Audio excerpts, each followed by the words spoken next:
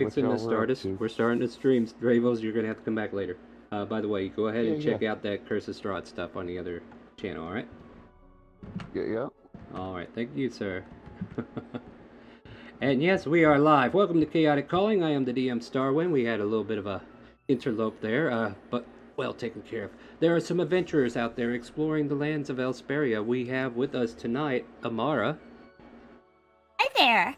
We have Faustus. Good eve to you all. Surfect. The one and only. Kronk. Savor your night. And Oren. Hello. Alright, so the way I kind of remember things, if there's anything fuzzy or something important, you guys just let me know. We can chime in with that. But last time, our party finished a short rest to continue to seek out Scarlet Judias. Or Judeas? Judy? Something Scarlet.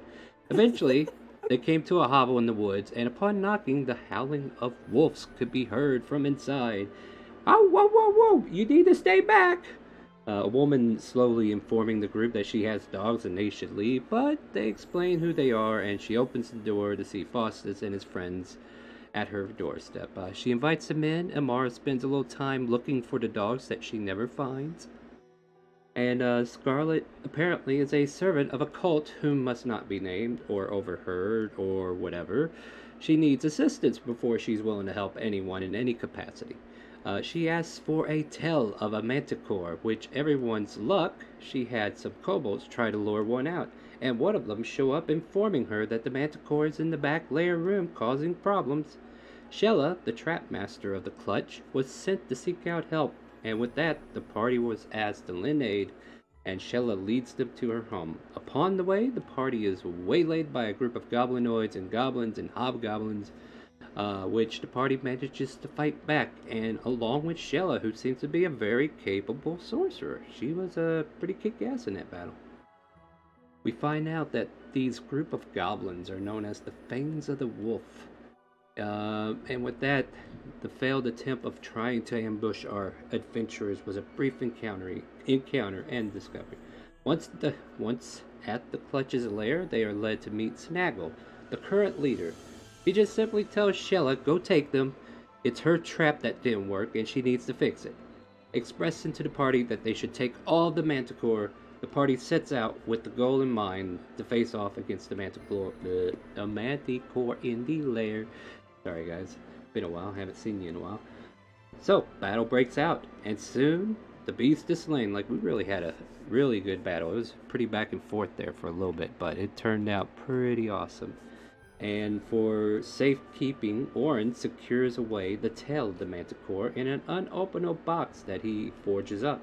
Having heard some details with a conversation that Faustus was supposed to have had quietly with Scarlet, he's got questions, and now we join the party as they decide what to do next. And pretty much Shella has invited you back into the clutch, and you guys are preparing for a long rest. You were shown a place where you can stay, but if there's anything you guys want to talk about before you take that long rest, by all means, take your opportunity to go ahead and do that.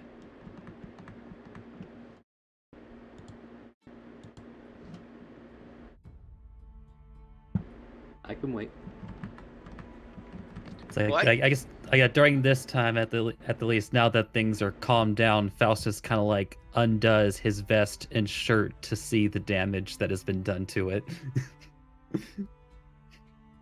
My character would be huddled up in a corner, wrapped in his bedroll, just staring at the wall, angry face.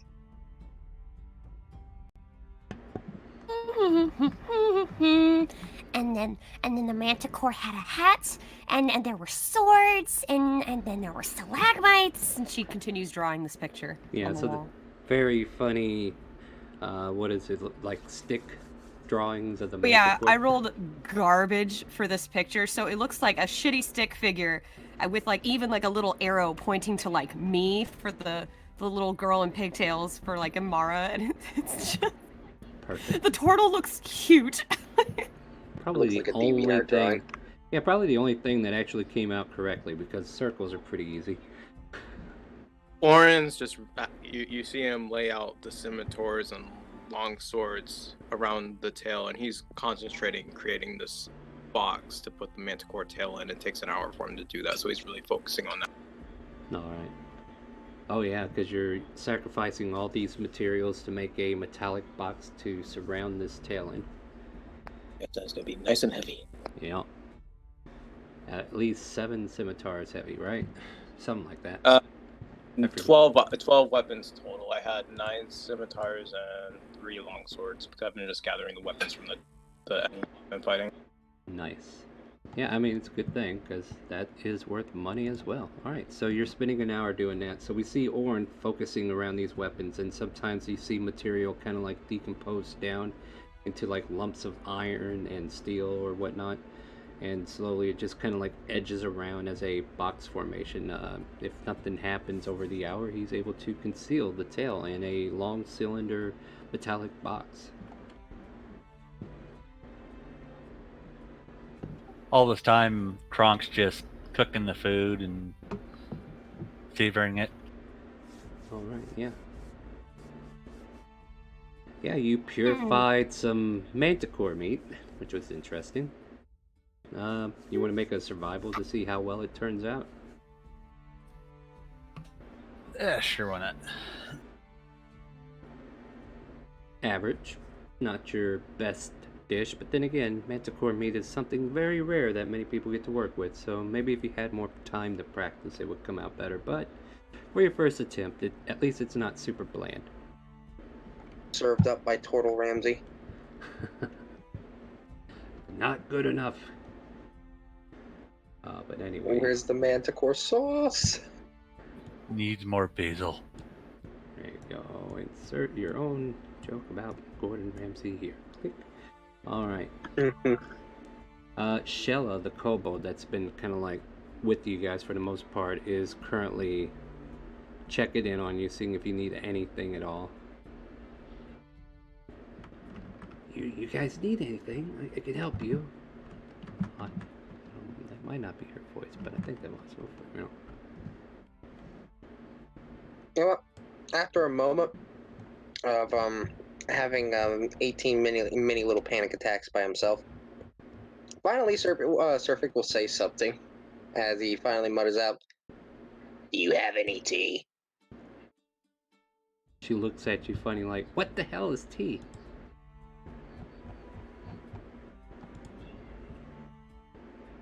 Yeah, As for that, my character just goes, "Never mind." Orin hears that and is thinking to himself, does he not realize where we are? I can get you some bloodberry juice. How about that? All right. So she wanders off. She will take a few moments, come back with a flask of some sort. It looks like a horn of some type of animal that may or may not be something epic looking, or maybe it's just something that's just misshapen. Either way, she hands you this flask of whatever it might be, and it is filled with like red juices, almost blood looking. He is very hesitant. The unsurety is spoken all over his face. Mara, I'll need a survival check for what you sent me. All right. Yep. Do your due diligence. Do you drink the drink? He does. After a moment. Kind of like a, not like a citrus, but kind of like watermelon, but the problem is the texture of the drink is all wrong. And there's a lot of hardness in it, like, not like watermelon seeds, but the juice itself has like lumps. So, blinking for a moment, his eyes just slitted as he goes, "Ooh, what's in this?" Bloodberries. Didn't we just tell you? Just, so these hard parts are berries. No, they're blood.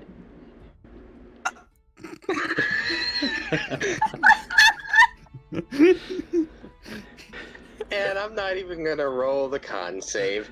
He just immediately holds his finger up, goes like, "All right," and hands the horn back for a moment. And she starts laughing at you. What are you worried about? It's not real blood. I was joking. Gosh, you humanoids are so tactless. No, the berries are just It's like, Yeah, there's like hard seeds in these berry juices. It's all good. Don't worry about it. As when he was almost about to puke, he honks it back because he hears that. He says, "I'm a reptile like you savage." He just begins to... Jeez. Faustus kind of like walks over and starts patting his back. It's like, there. I'm not in my element. I'm not in my element. She shrugs and it's like, I don't get it. It's usually a fine drink for us to have, but anyway. But Warren yeah. grabs in and takes a drink of his water. He's like, I don't understand these people. It's always good to So bring look your at own. Look at it this way, Sir Effect. Tomorrow we'll be back at Scarlet's place, and I'm sure she'll be more than happy to prepare some tea for us. Surfik looks up with a big frown on his face and his little snake tongue just very much hanging out of his mouth. He goes, I'm done with the forest. You say that now, my friend. No, But is the forest done with you? that is correct. No. You wait. Wait till the Trents find out about this. Anyway, Hey, Mrs. Puppy Girl? Ma'am? I'm not a puppy. What do you want? Starting to remember. I'm looking for a blue stone. It's kind of like it's got these speckles and it's kind of bluish, and they're kind of known for growing in damp caves like this one. It's called right? I'm sorry, what? Mortarite. It's like a kind of a weird bluish stone. They have healing properties, and they're pretty great when they're like linked and whatnot. When you do the right kind of rune magic, and you use do you have them? Yeah, she starts looking at you. You keep talking all this jargon, and she gets lost in your eyes. Like, what am I looking at here? Look on her face. So, Perfect's gonna look back for a moment, and just, of course, he would, you'd probably easily see the confusion on her face as he just kind of shouts out, "Blue shiny rock used for torches." Never heard of it. Never mind. Anyway, Amara, your role produced you some rocks of your choosing. If you want, you can have like a big lump the size of your fist, or you can have 5 pebbles worth. Oh, here, you're standing on one, and she like kind of like goes for it. Huh? Oh. Wow, you're so good at this. She like picks it up. It looks like this. And she picks up like a big fist-sized stone. Mm-hmm. Wow, this one's big enough for 2. Here, I'm gonna get right to work. Wait, what? That's what it looked like. What is she? Well, whatever. You know what? The runic arcane binary is still fresh in my head. I need to get started immediately. Oh, okay. Do you want some bloodberry juice? Juice? Yeah, bloodberry juice. The same thing I gave Surfing. As he's in the car going, Continues patting his back. Thank you for the offer, but I think I'll be okay. Okay, dear. And she kind of wiggles her little flask like she's got it under control. All right. Yeah, and she just kind of like basically goes to the others, Warren, Faustus, and our turtle friend Kronk, and asking if you need anything. If there's something that you need from the kobold, you can definitely ask her. I think I'm fine. I would like to thank you again for your aid against those goblins that we had to fight earlier. Goblins, bad news for Forrest. We take care of them on spot. But that manticore, you gotta take it all. Did you take it all? God! as Surfik saying mid gag, he's like, "Yes, it's dead. It's dead." Thank God. And she just starts wandering around. Like I said, if anybody else has any need of her, she is... PTSD on this thing. Actually, if Faustus would speak up and say, excuse me, Yes, dear. if any one of you could spare yourselves, could you possibly like send a small message to Scarlet, just letting her know that we'll be on our way the next day? Huh? Fucking nighttime. No, we're not going out at night. Can't you see in the dark? Yes, but night's time brings out bigger foes in the forest. Have you not seen the Trents? The what now? The I don't think Trents. there's The Grove. I don't think Oh, that to let Scarlett know that we're arriving tomorrow. She knows to expect us. I mean, all fair, out of, above game, she knows the distance that you have to travel and how long it's going to take to get there and back. And, what's another day going to hurt? You know, can I roll an intelligence check for my character to kind of think about what a Trent is for a second? Yeah, absolutely. Or nature check, if you would. And that 20'd it. All right. Well, in that case, you know that Trents are big old trees that hang out in groves, usually associated with druids, and, they mostly good. Like, you've never met a tree that you didn't like. So wait, raising a brow's kisses. I didn't know there was any druids nearby. Oh, there's druids Orin, everywhere. Go ahead. point honk.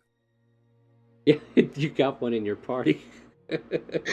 He doesn't technically know Kronk's a druid. Yeah. Kronk doesn't know he's a druid. He just knows he knows stuff. And maybe you can agree with that settlement that Trent's being, you never met a tree you didn't like, right? Yeah. But yeah, Kronk especially, since he seems to measure distance in trees. Then I Usually suppose the we same should be distance careful apart. traveling that night then. Hey, Yeah. Surfing looks up and says, we shouldn't really worry if it's Trent's. If a druid is nearby, all they're doing is protecting the grove. If anything, we should be less cautious. Trents aren't that bad. They don't like me. I set traps in their forest and they not happy with how much I keep taking. Clutch must eat, but Clutch hunts. Well, Respect. raising a brow's kisses. That really does depend. How much forest did you burn in front of them? She wiggles her hands and, half the party knows she's been casting fireballs pretty heavily in that last confrontation. Or fire spells like Fire Scorching Ray and Flame, or what is it, Firebolt. She just kind of like puts her hands behind her back. Not much at all. No, not much from me. Take it all. You took it all, right? The Manticore is taken care of, yes. Good. Even though she was there with you, she's still panicking about it. Well, I'm gonna go back to Skag and let him know that you guys are gonna be sleeping here. And if you need anything else, just let me know right now if you can. And then after that, we'll wake you up in the morning and we'll go back and see Scarlet. Orin stands up and bows and says goodnight. Strange human customs. Are you wanting me to play soccer with you? Because I think you want your head attached. No, I'm just trying to be polite because you have helped us and we helped you and you're providing lodging and we appreciate that. Oh, human customs. It's so odd. Usually when somebody offers their head like that, they want it lopped off and then we could use it for a soccer ball. But hey, okay, I can work with this. I'll let Skag know that you guys are grateful. And she starts to back away slowly. Surfix just gonna be peering up behind Faustus's shoulder, looking up at this, just hearing this shit. Is there any good fungus or mushrooms in these caves? Are you asking her or do you want to investigate for yourself? Yeah, I'm asking her. She does let you know, yeah, we're actually growing some fungus over in one side. It's part of our food chain. What color is it? Mostly white, some gray. Some have a reddish spot here and there. Would you be willing to part with some? I'll go ask Gag and we'll see what we can do. Thank you very much. Alright, you all have good rest. You sleep, you rest, and then tomorrow I'll take you back to Scarlet. Yes, thank you. Orin's starting to think we're going to be rewarded by the kobolds and mushrooms now. Probably, who knows. But, in the meantime, Surfix gonna be poking the Manticoros beast with a stick. Yeah, you got some fried manticore steaks there before you. Wasn't the best, but still, it's food. On top of that, you also have, you're currently in a, I guess it's kind of cramped with how many people there are here that are not kobold size, but you can all fit easily enough to, roll out your bedroll and take a long rest here. Shella just wanders off and comes and checks on you every so often, but then eventually she quits coming back, and you assume that's because it's nighttime and everybody's gone to sleep. So if there's any nighttime shenanigans, we can go through that. Otherwise, we can go ahead and skip to the morning. What do you guys want to do? Morning. Anybody else? Nope. I will note though, when everyone goes to sleep, one very odd thing about Surfic is that he actually somewhat curls up like a snake to sleep. Silly Alienware. Their back button is on the freaking thumb there. That's not cool. Alright, I'm getting logged back in here. But anyway, yeah, so we all are on consensus long rest now. Yeah, Krunk's lucky though. He doesn't need a bedroll. I always got my house with me. He's always got his house with him. Alright, yeah. Just see little lights from inside, little smokestack coming out from the top front shell part. Sipping tea and getting ready for bed. Alright, so everybody else is prepared to take their long rest. Nighttime comes, sleep comes to you all. I'm just kind of curious, is there anybody I need to deal with in dreams? Let me check a certain few of you. But if there's anything you guys want to talk about while I deliberate this, by all means, go for it. Krunk's a beast. That's rude. It has like 20 AC right now, right? Literally and physically. I have a question for Faustus. Do we know who you serve as far as your warlock goes? It's like, I know who I serve. Do I know who you serve? That's the question. Oh, and you can tell me. It should be in my bio. Yeah, but can you like let me know so I don't? Okay, I'll do. Okay, so is it? I will send it. I'll send it directly. Is it the big man downstairs? Is that what I'm hearing? I think I just took. It's the big man. All right. So yeah. So that's what I wanted to check, cause I like to do this every now and then, just to mess with those who want to be close to their gods or deities or patrons. You find yourself in a deep sleep, Faustus, and there's a devilish voice that kind of like comes through the air. You know what? Maybe I'll get to use this. Let me double. Sure. Is this working? Faustus, what is taking you so long, child? Well, there was a complication. Complication? It seems that one of our members is sort of already suspicious of things and has taken the what Scarlet asked for himself. The tail of the manticore. Yes. Yeah. So basically, what you kind of like see is like a black room, and every so often, whenever the voice vibrates through the air, you just see a red glimpse of light, but nothing ever comes into focus.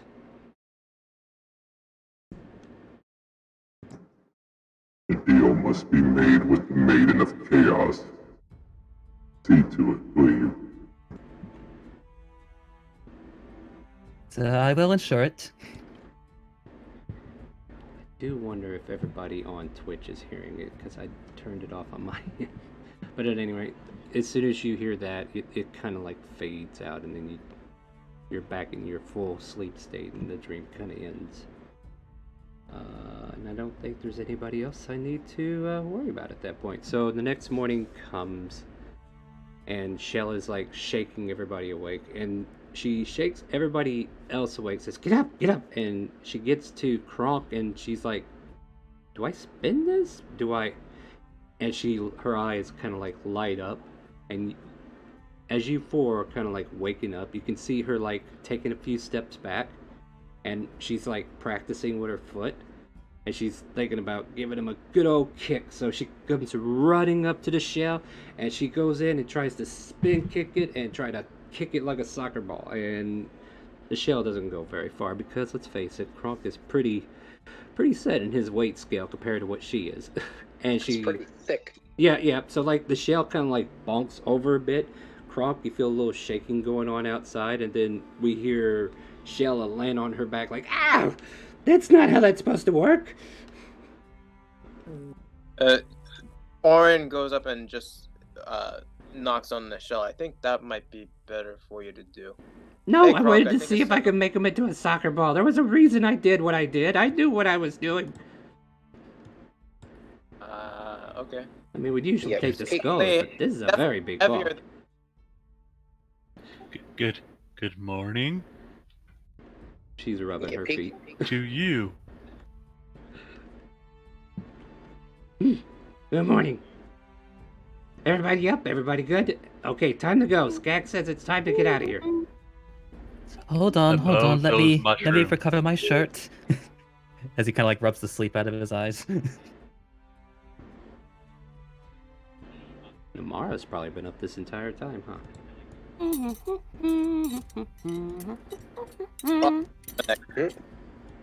you All know right. what?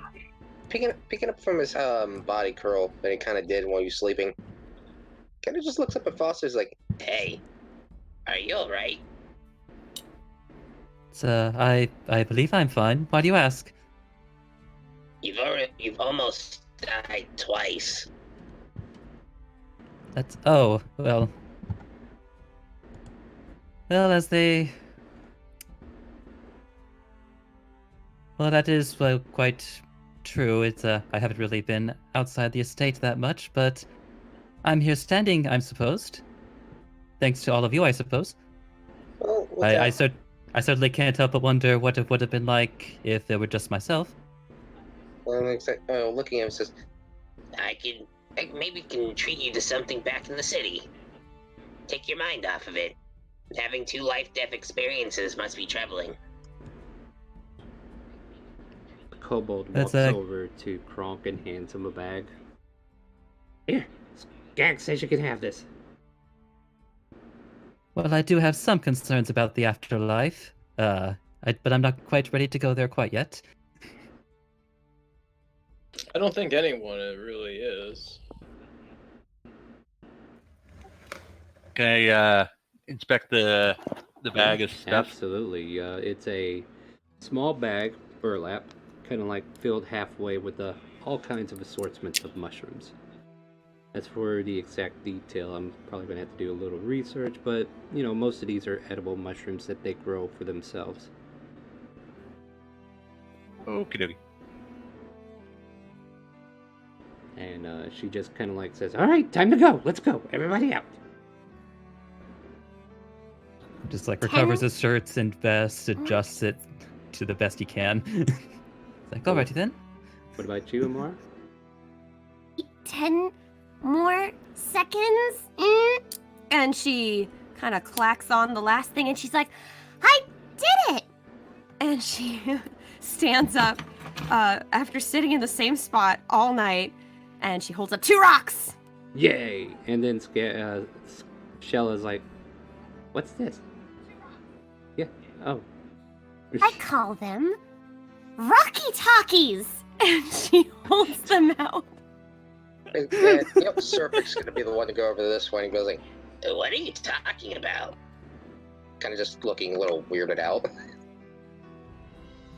Maybe Well, this girl was crazy. From my data last night, I noticed that there was a lot of splitting up whenever we fought, and so I found these rocks that they conduct magical binary. Wait.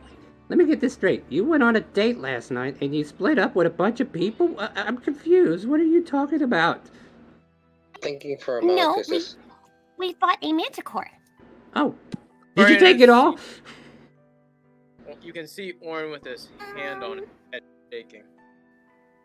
So I made a couple of rocks where if we ever do split up into teams, one team could get a rock and we could stay in communication with them. Wait, what are you talking? And he's gonna kind of reach out to take one of those rocks, and kind of She shake it. gives you a rock and then sneaks behind Orin and like hides like he's this big thing, and then she's like whispers into the rock. She's like, "Hi, Serfect," and then you see in writing, "Hi, Serfect" on your stone. Oh, it has talk to speech.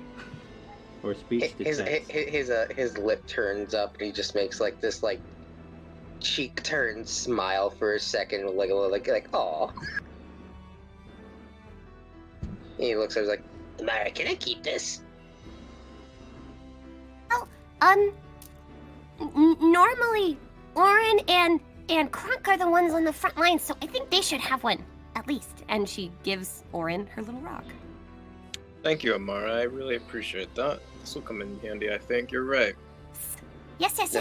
And she kind of cartwheels away very happily, and it's made with a stone I can't pronounce for the goddamn life of me. It's duo mortarite, which is a beautiful blue stone, kind of like a lapis lazuli but deeper. So it looks cool. Very cool. Shella just kind of like gets frustrated. You were giving me something. I thought we were going on a date or something. You kept saying date. Data? Is that date? Maybe I'm wrong. Alright, wait, you guys ready? You need to leave. By the way, take all of it. And she just kind of... Yes, we have what we came for. We have taken care of all of it. Alright, so general consensus. What are we all doing at this point? Are we... We going. We going? Kronk is meandering. Of course. And you know it's I'm about... carrying a big case on my back.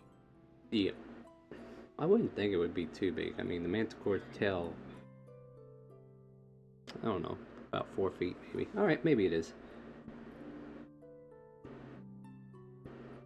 Alright, so the adventurers travel out of the Kobo Cave with Shella guiding them back. And it's about 8 a.m. in the morning, somewhere in that time slot. And you can still smell the fresh dew in the air, honeysuckles from a nearby vine. And Shella continues to lead you back to Scarlet. Is there anything you guys want to do on the journey back? You can wrap the tail. So on the way back, Oren would be discussing if we should give the tail to Scarlet. Yeah, definitely have that conversation. What So, if? well, our friend here hasn't told everybody the whole story about this tail. Story? This is shocking. So, while everybody was in Scarlet's, I was listening in to their conversation. And apparently this tale is for their mistress, Minerva. And Minerva is dealing with chaos. And there's some sort of cult that is associated with her, and my speculation is that Scarlet is part of this cult. And I, for one, think this could be dangerous for us. Piping up, Surfer quickly says, It's a cult. Have they done anything wrong? I personally don't know if they've done anything wrong. Then what's the problem? Yeah, I mean, you can make But a history check wait. if you want. Well, I did get some information when I did my history check from that. So, from what you said from that, whenever they're in the area, like something kind of happens. What? But I can probably do a check on what things have happened, right? Yeah, go ahead. I mean, I think I've given you some details, and I'll recap it if I think we've already talked about it. Let's see how much more of these details I can give you. Yeah, I mean... yeah, and you're just dumbfounded because you're like, you're right, maybe I don't know what they did yet. I mean, all you know is that there was a tiefling named Minerva who ascended to godhood and became the goddess of chaos. And there are cults that worship her. Like a matron. So So yeah, with a shrug, says, in the city, there are a lot of people who really believe a lot of really weird things. Sometimes it's just completely harmless. I haven't really heard about this cult. Whoever they are, I mean, they don't really sound that bad. At least, chaos can be a weird thing. And as I stated yesterday, although I don't know exactly what she intends to do with it, so I do know for sure, at least for sure, that it is for enchantment, and at least as far as I know, no enchantment could cause so much harm with that ingredient. Oh no, my dad says occults are for bad people. How well do you know about enchantments, Faustus? And ingredients dealing with enchanting? Make an Arcana check if you like. And then we'll see if you need to make a Deception check next.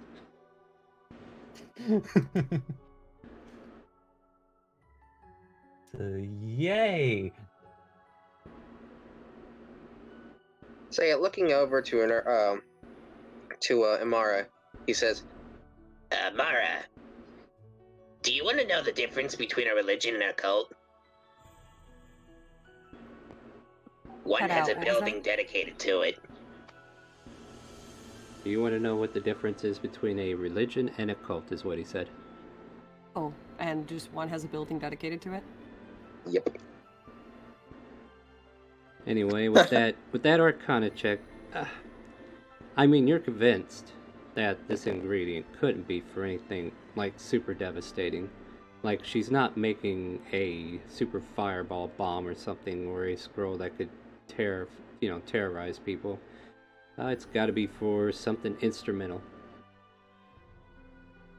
I mean, the worst that she could really do with that ingredient is just enchant objects like armor, weapons, or whatever knickknack she might have around the house. Like evil objects? I don't believe that objects are inherently evil. Wait a minute. But it could be for something to hurt someone. And then, like, she totally backs Orin and, like, goes up to Faustus and she's like, Are you a bad guy? like she's Do I look like a come bad upon guy? And she, like, suddenly stopped in her tracks, just like, oh. And Sheila Wait, goes, how did you got know? Who told you I burned that forest? It wasn't me! And she just walks off thinking she was accused of something. I don't think we should give her this tale. I think it's an issue. Well, raising a brush says, I really don't see the issue.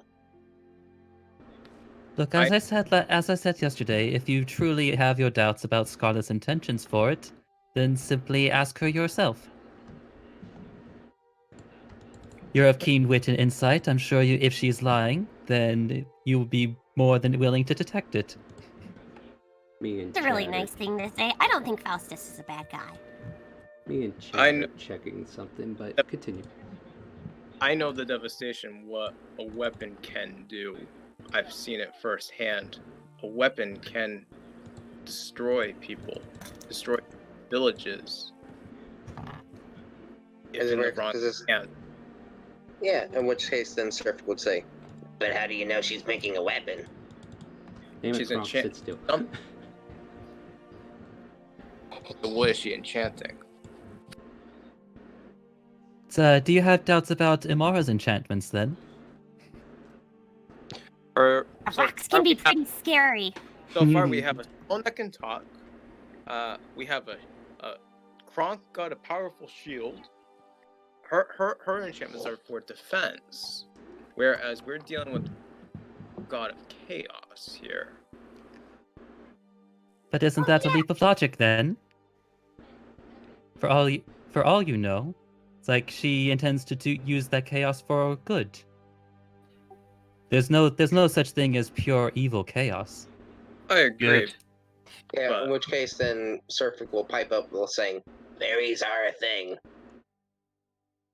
Don't Good even and remind me of evil. the Fae. Good and evil is nothing more than perspective. I am curious what will happen if you all go in there without me in the tail and tell her that I'm not going to give her the tail.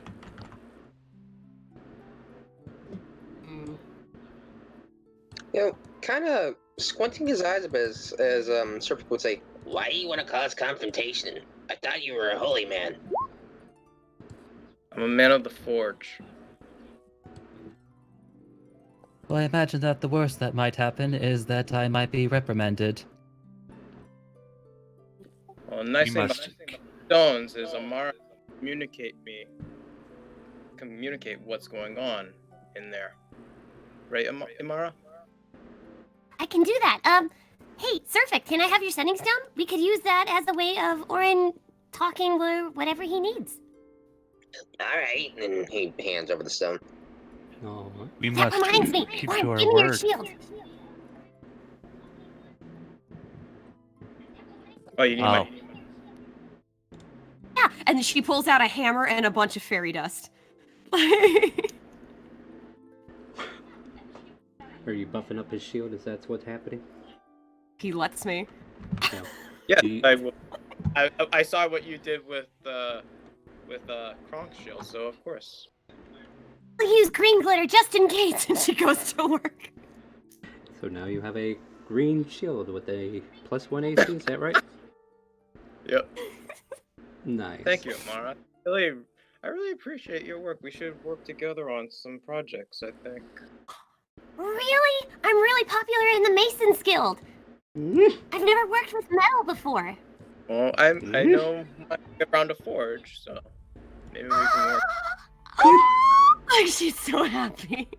Like, we could add some of those stones you like and stuff like that, and maybe you should have a shield of your own. Most of you who are not having a deep conversation are seeing Shella jump around at a small shadow that's on the ground that seems to be soaring, and as you kind of like see what's causing the shadow, you see a raven flying up in the air. What is it, Shelling? Oh, wait a minute. I take that back. That was a different group. That's not you guys. Never mind. Get your group of shroud birds No, out of here. no. That was from something else. My apologies. We don't have it. Yeah, there was a situation. I just forgot. That's not happening here. Yeah. Okay, my bad. Sorry. Continue. Cobalt's just trying to eat a bird. Orin, actually, if you could keep your eye out for really nice rocks, not like gemstones, because I mean those are good. Those are good for magic, but like there are other things that can conduct it too, like something big enough that I could split. Oh, I don't know, like 5 ways.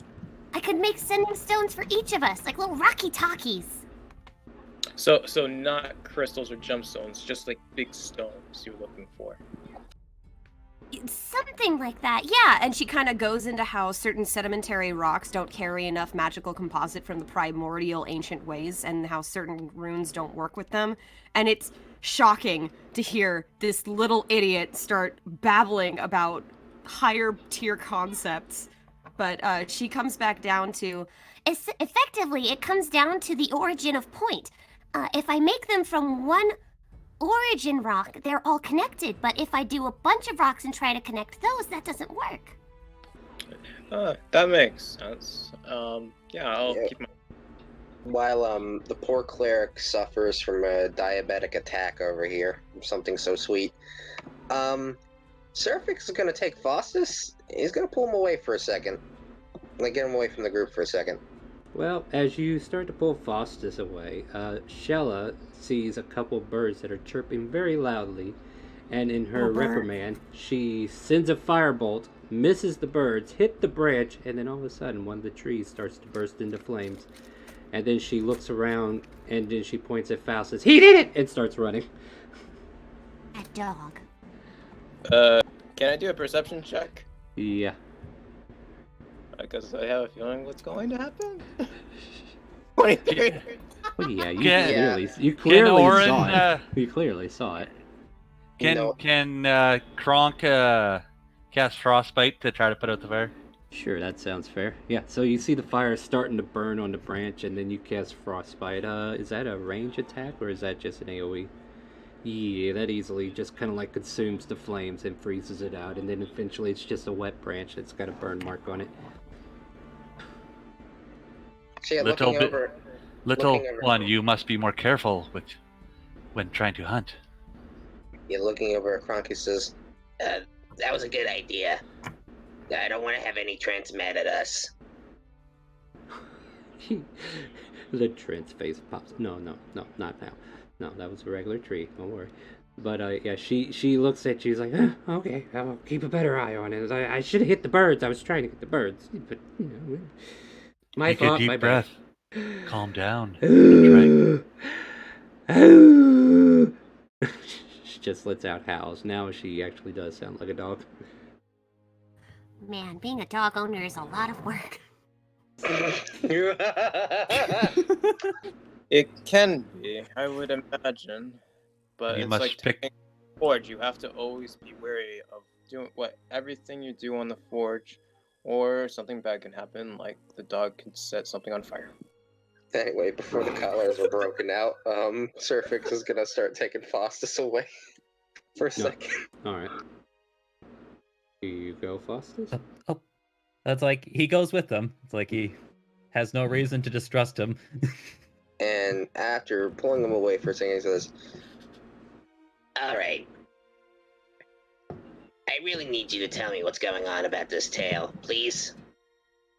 What are you really talking about with this enchantment? Do you know anything? You do know her.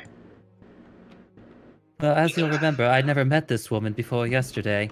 The only connection I have to her is that my parents knew her. he says, Right. But can you tell me what may be going on? You can be straight with... You don't have to hide a lot of things from me. I don't necessarily care what goes on most of the time. As long as it's not, like, as long as it isn't really world-ending.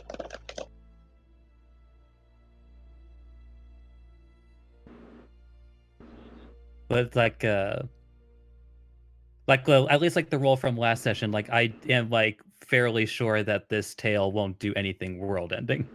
No, not world-ending. It's not like you're drawing from the deck of many things, which you can make these people do if you stay in the channel long enough and earn 50k channel points. Plug. Anyway, continue. It's I can say with most certainty and most clear honesty that that tale will not cause any harm.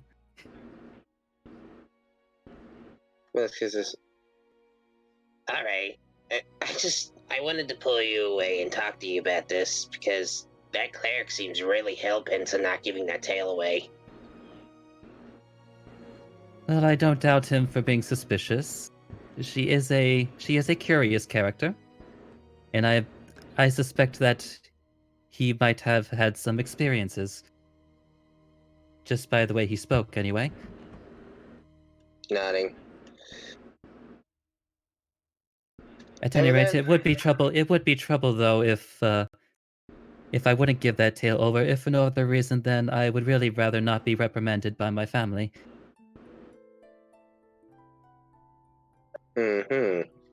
Well, I mean, anyway, he'll just look up at him and be like, All right. But remember, you can trust me if you ever want to talk. While you're in the city, I'm not too much of a gossiper, but I have had people talk to me before. A lot of them voice their concerns about, well, as he kind of just points to himself.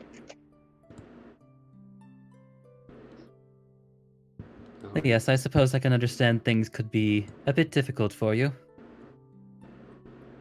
Yeah, because I'm used to seeing darker things in the shadow. I was pulled away from my family, but anyhow, by Morakaith. If it wasn't for him. Eventually, Shella kind of like bumps into you two and goes, "What are you doing? You're going the wrong way. You need to rejoin the group. That a bad way. There are wolves down that road." Wolves Looks bigger like- than me. I'm so very sorry. Yeah, it is very sorry. I don't want to be eaten by big wolves. Let's go this way. Back to the group. Come. But yeah, you kind of like branched off and she saw you guys kind of like wandering off and tried to pull you back. But up to you. You can continue where you're at if you want. yeah, it says, All right.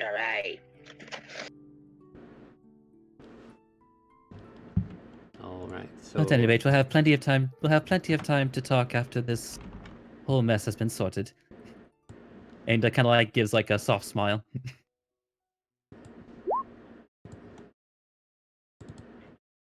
So, Oren asks Amara. Amara, I should let you look at my blueprint for the weapon my father and I crafted. Maybe you can help identify the stone. Weapon? Since you know so much about gemstones and crystals, you might have an idea of what this thing. Actually, if you really wanted to know, my father's a famous sculptor in Nanai. He would know more than I, but sure, I can help. He trips on himself right now because he realized, wow, we just ran into the father and I lost my chance. no. Yeah. I love it. Have you ever heard of Rudin B. Gearhart? Most likely not. So, Make a history no. check. I probably wouldn't because he was secluded really in his. But yeah, I'll check. Well, I mean, where was Oren from originally? Like from around here, or was he out of country? No, he's from Nanai. No, I'm talking about Oren himself. Iron Forge. Right? Iron Forge. Iron Okay. Forge. Okay. Yeah. You might have actually, like, the city that she's from, Nanai, is not, it's within, like, close vicinity, but, not, like, necessarily next door. Like, maybe it's 50 miles out or something like that. But, yeah, there's been talk about this sculptor who, been animating objects of late. And unfortunately, word has gotten around that one of his creations caused some devastation in his home city, and there's just a big rumor that he's being hunted. No, maybe your father would have been good to ask. It seems like he's in a situation that my parents are, and I am. That, to be perfectly honest, but what I do know is that his sculptures are really famous. They're in all kinds of museums, and they're super pretty. I can imagine. He's an artist, just as my father is as well. Really? What does he specialize in? What's his medium? Do you see this armor, this weapon, and the shield? Me and my father all together. My father, he's a master of the smith, and he trained me. Wow, that's really neat. She like admires the craftsmanship and actually asks you some really in-depth questions about how many times you folded the metal and your choice of emboss and why you went for this particular stain in the metal versus others, and she's very intrigued by your work. You find out that all of it is actually dwarven made, actually, too, and that might pique your interest. Because none of it It's created by Dwarven Forge, human. non-sponsored.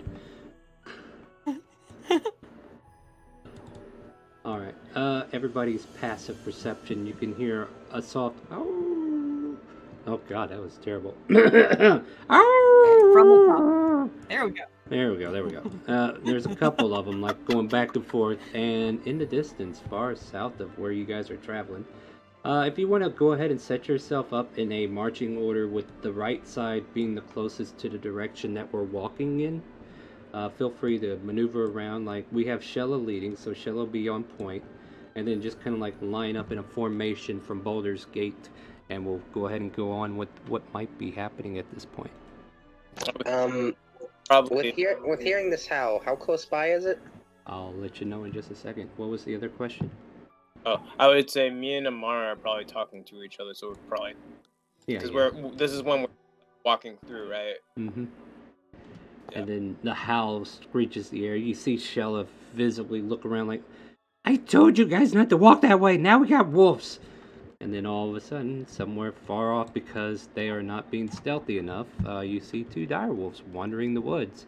And because they weren't stealthy, there is no surprise round. So let's just have everybody click their token and roll initiative. Let me check to see. Turn order is ready for you, so go for it. Oh, I see you won't let me hide like a little bitch again. Not yet.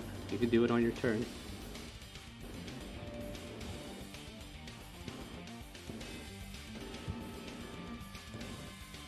Alright, did we get everybody? We got Fox, Surfing Foreign, Amara, Kronk, Why are my dire wolves not on there? I mean, I don't mind. I can roll again. Or maybe I didn't get a roll off. Alright. There they are. Alright, top of the round. Faustus, you're the first one to realize the howling noise and you're the first one to react. What do? They are down here if you need reference. Yeah, I saw them. That's why I had like the measuring tool problem. out. Yeah, I was just letting everybody else know in case they were like... Yeah, thank you. Yeah, Faustus kind of like freezes for a second, and you know, probably a futile effort, but he will. I guess like what would be like the nearest tree or like tree trunk? About 4 or 5 paces in front of you, or 4 or 5 paces behind you. Like this is a tree. This is a tree. This is probably, we'll say this here is a bush.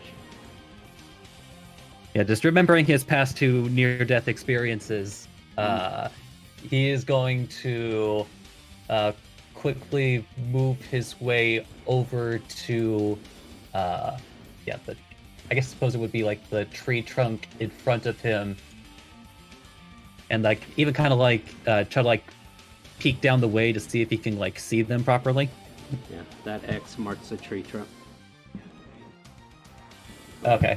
As far as seeing them, that's a good question, because here we have a few trees in your way. Let me see what we can do here. Yeah, you definitely see the one on the right. The other one's probably blocked by the tree trunk.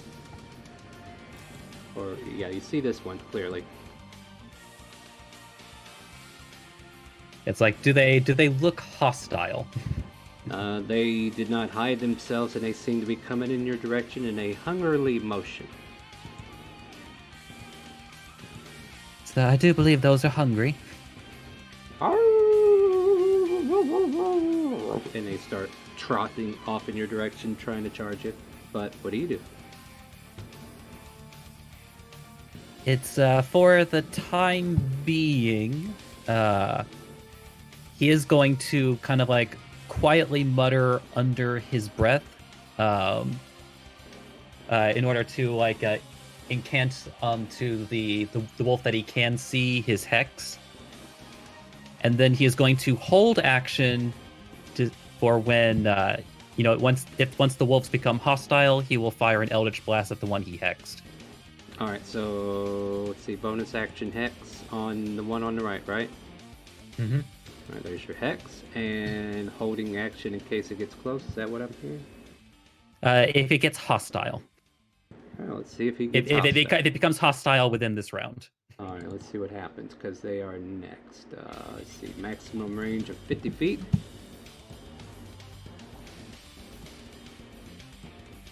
We move them 50, and then I might have them dash.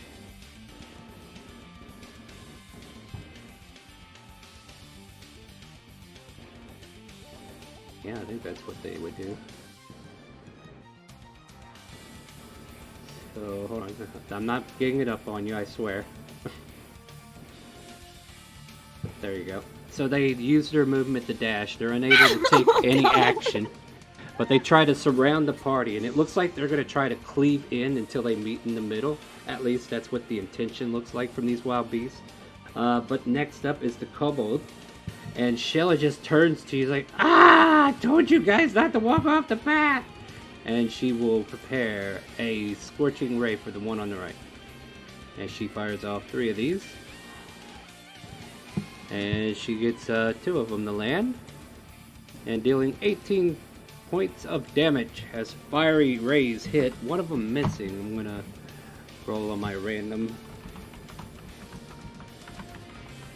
since we're in a wooded area, but that one just fizzled out. It hits a puddle of water, and the puddle kind of like sizzles for a moment. Alright, perfect. You see the kobold going on the offensive. Yeah. Noticing both Faustus and Amara are the ones like in really bad danger. Panicking immediately, he goes, Amara! And seeing this, Faustus is getting a little hand with the laser beam kobold over here. He looks over, seeing the wolf going for Amara. He seems to scrunch up a bit, as looks like his head's beginning to hurt. But at this wolf, let me do this.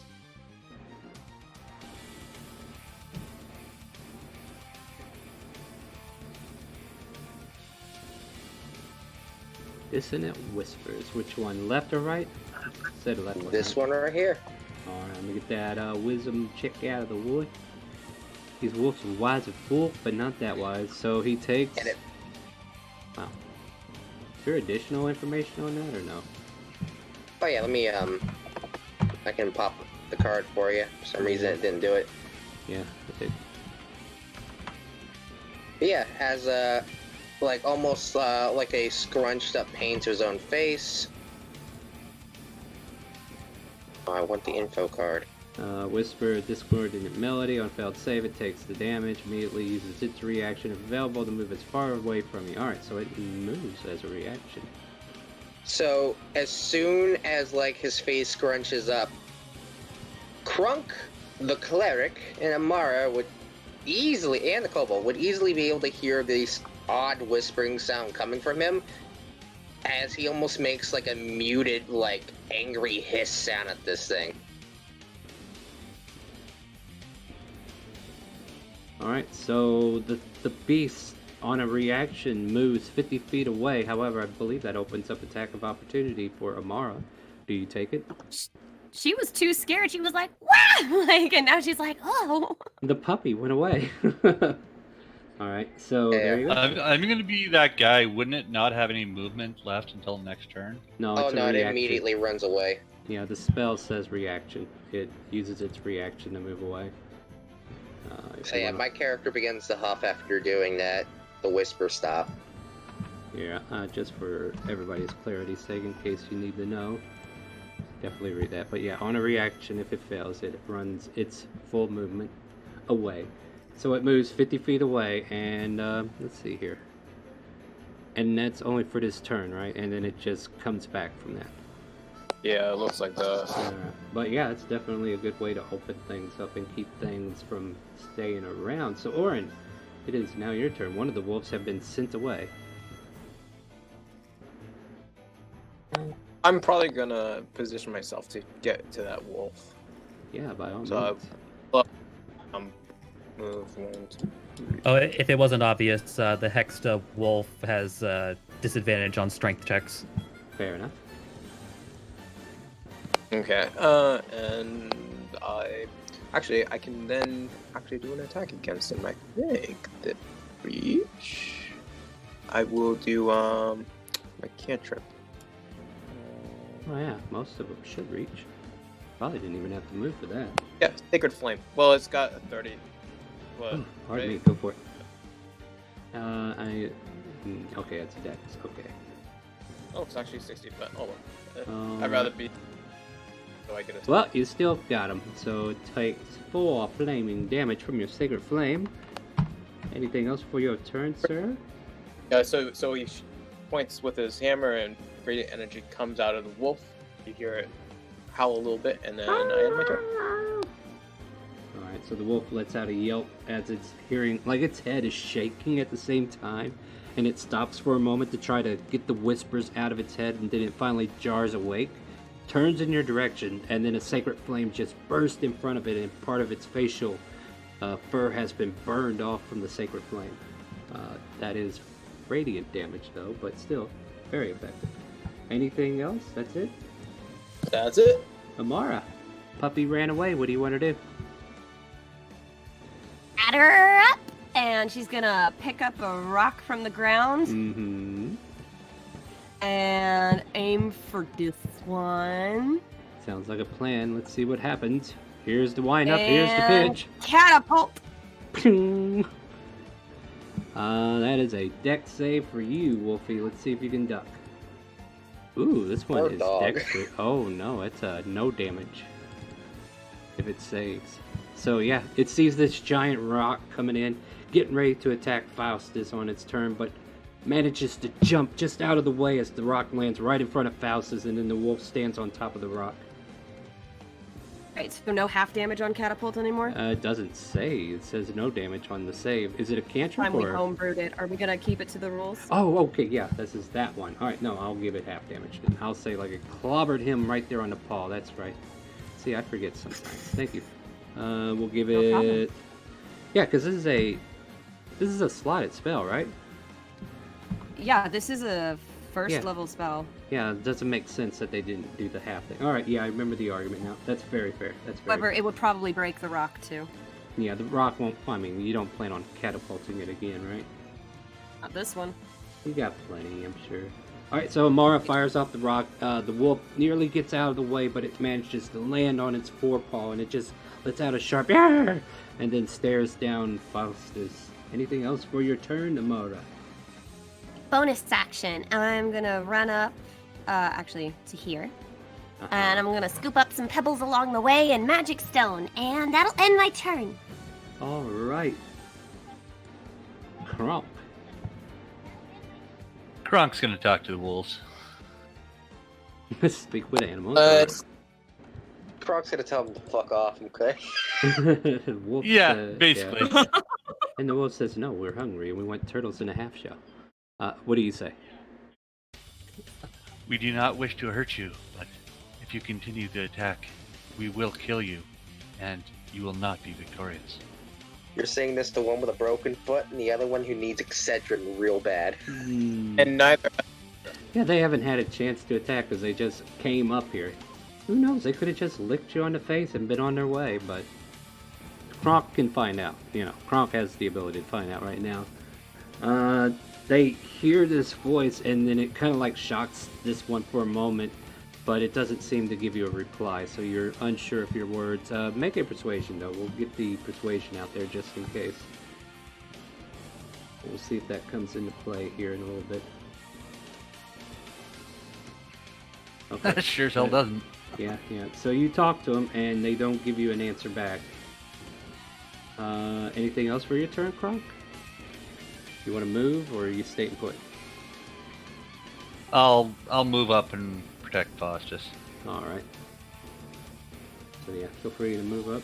And, hey, speak of the devil, Faustus, we're back at the top of the round. You got a furry friend in front of you that got smacked with the rock and some fire. Yeah, so, I'm gonna move him down. in order to do... Okay. Go ahead. It's, I will risk... Because I'm assuming it's engaged with me, correct? Oh yeah. It's ready. Okay, just making sure on that. So I will risk the opportunity attack.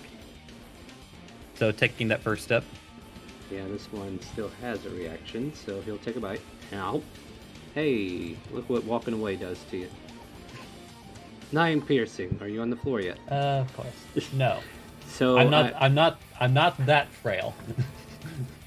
Not anymore. I need you to I mean, make like a if I were a straight level saving throw. previous, that would have brought me down. I need you to make a I'm sorry? strength. I need you to make a straight saving throw to avoid being tackled to the ground. So you might not be going anywhere. Oh, fuck me. Yeah. I think that's the wolf's intention. Yeah. Well, you know, Oh, dear. they're hungry, but we don't know if they're thirsty.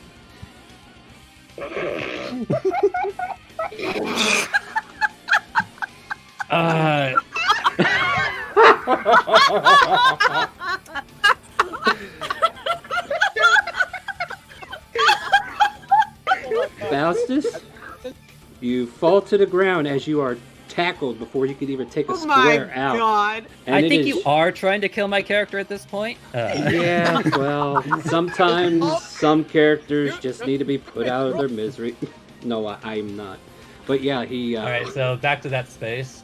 I mean, to be fair, you're the one that walked away. You could have just stood still, but this is what happens. You walked away, yeah, and you get tackled. to the ground. My only good means of attack are ranged things, so they all would have been disadvantaged. So Yeah, I totally understand why. I took the calculated risk. And it just a 0. That's incredible. All right, what do you do though? I mean, you still have a your action and bonus action and half your movement. No. Well, it was gonna be a disadvantage anyway. So How restrained am I? Your movements, I would say, is fully wasted because you try to move away, and then the wolf taking you down has kind of got you on a temporary grapple to kind of keep you from moving. But at this point, yeah, you can make it an action or a bonus action. But it's like, do I basically still have arms to do Yes, like? absolutely. Okay. Yeah. Then you know what? I was gonna be taking it at disadvantage anyway, so Now so we I know guess where we had to go Eldritch with Blast. Yeah, Eldritch Blast to the face, point blank, and you try to line it up without getting out of the way of him. Go for it. Make the attacks, my friend. Not with a 9. Yeah, so as you kind of like shoot, he's got his face, growling up above you, and then he just ducks down, and you accidentally shoot above his head as he continues gnawing on that arm that he's just so interested in. Get off of me! Oh, hey, look whose turn it is. I'll start over here, because Faustus had a lot of action. So, Orin, this dire wolf finally grabs his senses and comes back, and he starts to engage you. And he will attempt to bite the tin can that is there before him. Wow, terrible. Nice. So, clang. Yeah. Go ahead. Deflect it with my shield. Yeah, very easily. Now, watch the numbers get reversed as I bite Faustus, because, we're already in a frenzy. Alright, 11... Wait. Oh, you're on the ground. He's prone. He Yeah. The numbers literally did get... And it's another 21. Yeah. Good night, Faustus. Mega, I'm so sorry. So the wolf continues gnawing on the arm and then just starts to stand up and then just comes down and bites around the neck. And now we see fangs tearing into your throat. And Faustus goes unconscious. The wolf is very thirsty. I need to stop, acing these initiatives. Clearly going first is the problem. Yeah, so that and just walking away hoping that nothing happens, because something's going to happen. Alright, so the kobold screams like, no, no, no! You can't be doing that! And we'll fire off another set of scorching rays towards that beast. And we get... Yes. And then that one hits Faustus. 2 death saves, no. Oh wow, okay, so that's good. Didn't kill still. Alright, so we see 2 fire scorching rays hit the wolf, and that kind of frees Faustus from its grip, and one of them just kind of goes strays. I'm just going to see if it lands on anything interesting. Oh, you guys are lovely. Alright, let me get something red. And we start to see a little bit of a fire starting right here in this square. Alright, so the kobold lands 2 shots. The wolf looks severely hurt and injured. And Surfik, it is your turn. As my character, looking panicked and almost somewhat annoyed, he keeps having to do this as he goes, Faustus! And he runs up as his cheeks swell up. Are you going to give him CRP? No. Alright, what do you do?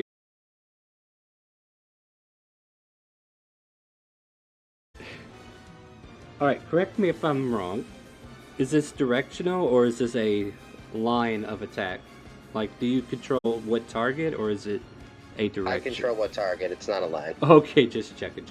Alright, so I'm not gonna hit Faustus. Okay, yeah, that's where I was checking. You're right, it's a con save, so let me do that real quick for you. Alright, con save says... 4. This poison spray kills the direwolf. As I melt another face. And it falls over dead to the poison spray that gets spilled all over its face. And then there's a unconscious Faustus at your feet. Anything else for your turn? Can I use the rest of my move action to kind of pull him away from the fucking fire? Yes, if you have movement, it'll be at half though. Alright, so then I can just do this. That's all I can add. Alright, so you move him over 1. There you go. Yeah. Not a problem. Orin. Okay, so I am going to take a hit at the wolf. Yeah, go with for it. my hammer. And I miss. Yeah, that was just a dexterous wolf that just kind of like gets away from the first swing. Bonus action or anything else? Or are you staying put? I'll just stay put. I just saw what happens when you move away from my target. Yeah, they get a 21 on their roll, and I think that's your AC. So yeah, that's very true. Amara. All right. So let me see. This guy is big trouble. I'm gonna slingshot, and let's do it. Yeah. 14. There's a 14 hit. A 14 hit, survey says. All right. This is a +4. For 9 bludgeoning, not bad. You pierce it right at the crown of its nose and right between the eyes, and it kind of like shakes its head. The damage severely busting his face, and yeah, he takes 9 points of damage, but is still alive. And I move right here. Da, da, da, da. All right, anything else? Bonus or anything? That's all. All right, Kronk, we are up to you, my friend. All right, can I use my medicine ability to like give Faustus like advantage on his death saving throw? You can actually stabilize him with a medicine check. So, Cool. Yeah, go ahead and make a medicine check. So we see Kronk bending over, and yeah, there's just a lot of gashes and just not enough room to stabilize him. So your medicine check this round, it's like, where should you even start with the bandages? You don't have a clue, and it's unable to stop the bleeding. Okay, I'll hold my action of cure wounds. Let him roll a couple times. Hold action? Yeah, he's gonna. Oh, I see how it is. You stingy cleric. I I love it. I didn't mean to click that. Sorry. I already used one spell slot. I've only got 2 left. Faustus, roll a 20 on your death save, and we won't have to worry about it. But roll me a death save, please. Oh! My God! Okay, Kronk uses his cure wounds. You can do it on your next turn because you used an action to cast the medicine check on him. So that's 2 death saves on a natural 1. Save your spell. I'll do it. But yeah, don't worry. You can get to him next round because you're before him. If nobody else does, so that's perfectly fine. Yeah, Dire Wolf will continue to try to attack our cleric. Gets a 17. Nothing doing.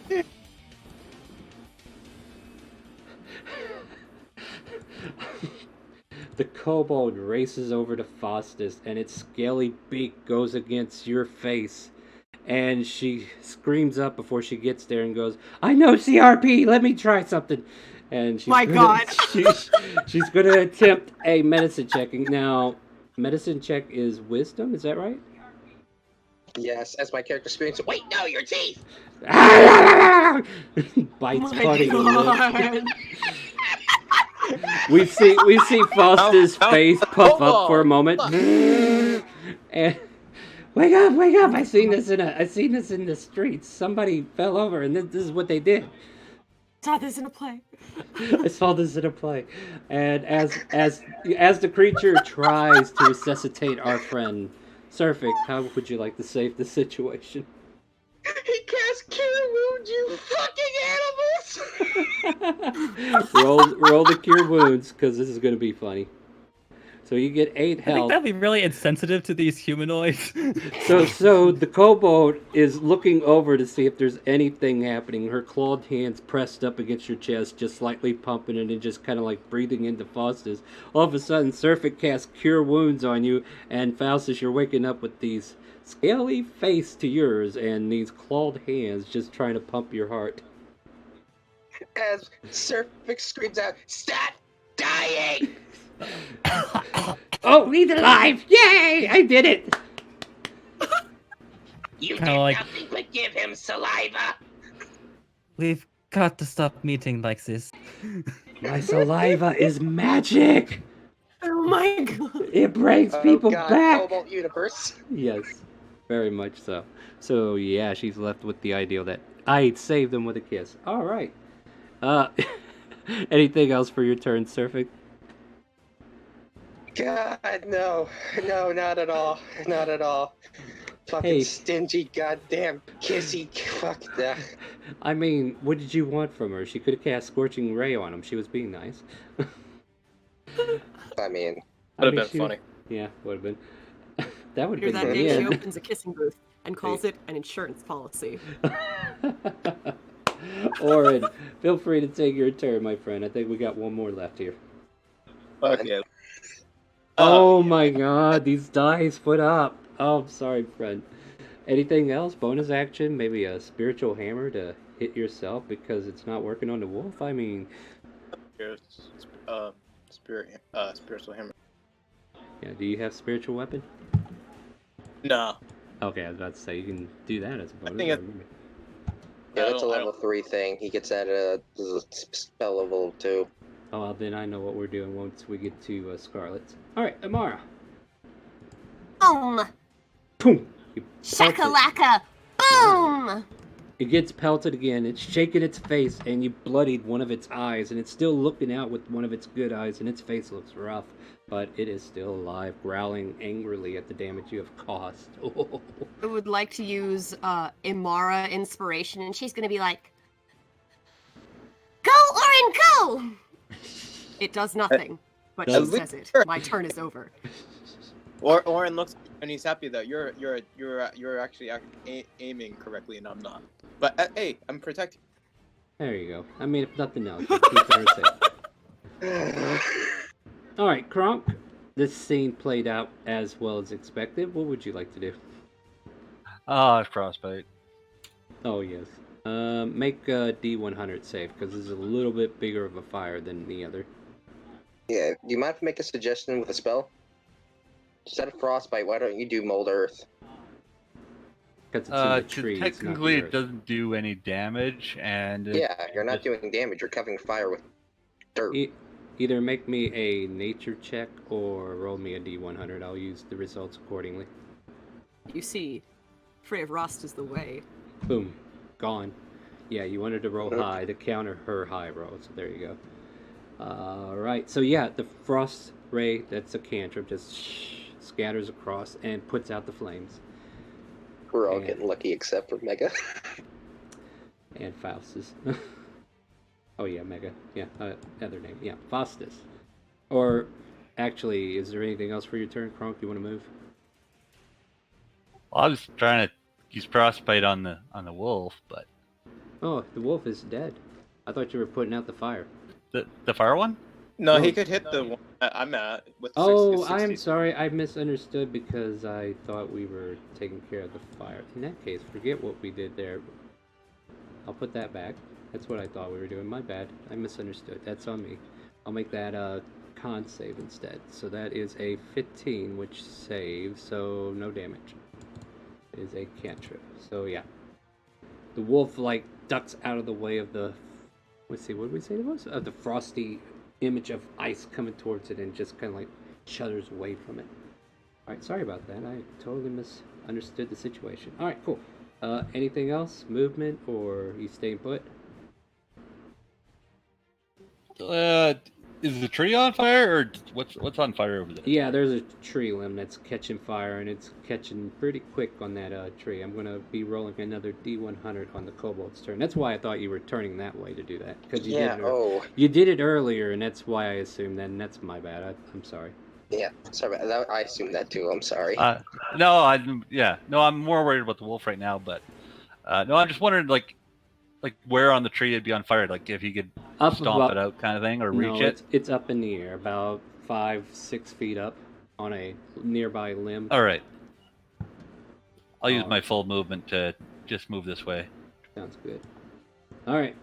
Faustus, this kobold was right on top of you, and slowly she gets up off you and says, "You're alive because of me." She squeezes your cheeks. "You're okay." And what do you want to do? I am sure that you did, and kind of like pats their head. You guys are reaffirming her. All right. As he stands up, sees another wolf, gets an intense stare, and a fiery blast starts going at that other wolf. Yeah, let's see that. Let's get that attack roll. Well, I can't hit with anything. No, that's not gonna hit, my friend. So another fiery blast of eldritch energy sears over, and the wolf just quickly dodges out of the way and just hits the ground below him. Anything else for your turn? You want to get closer to the action, or at least half? I your really am movement starting to stand hate up? this forest.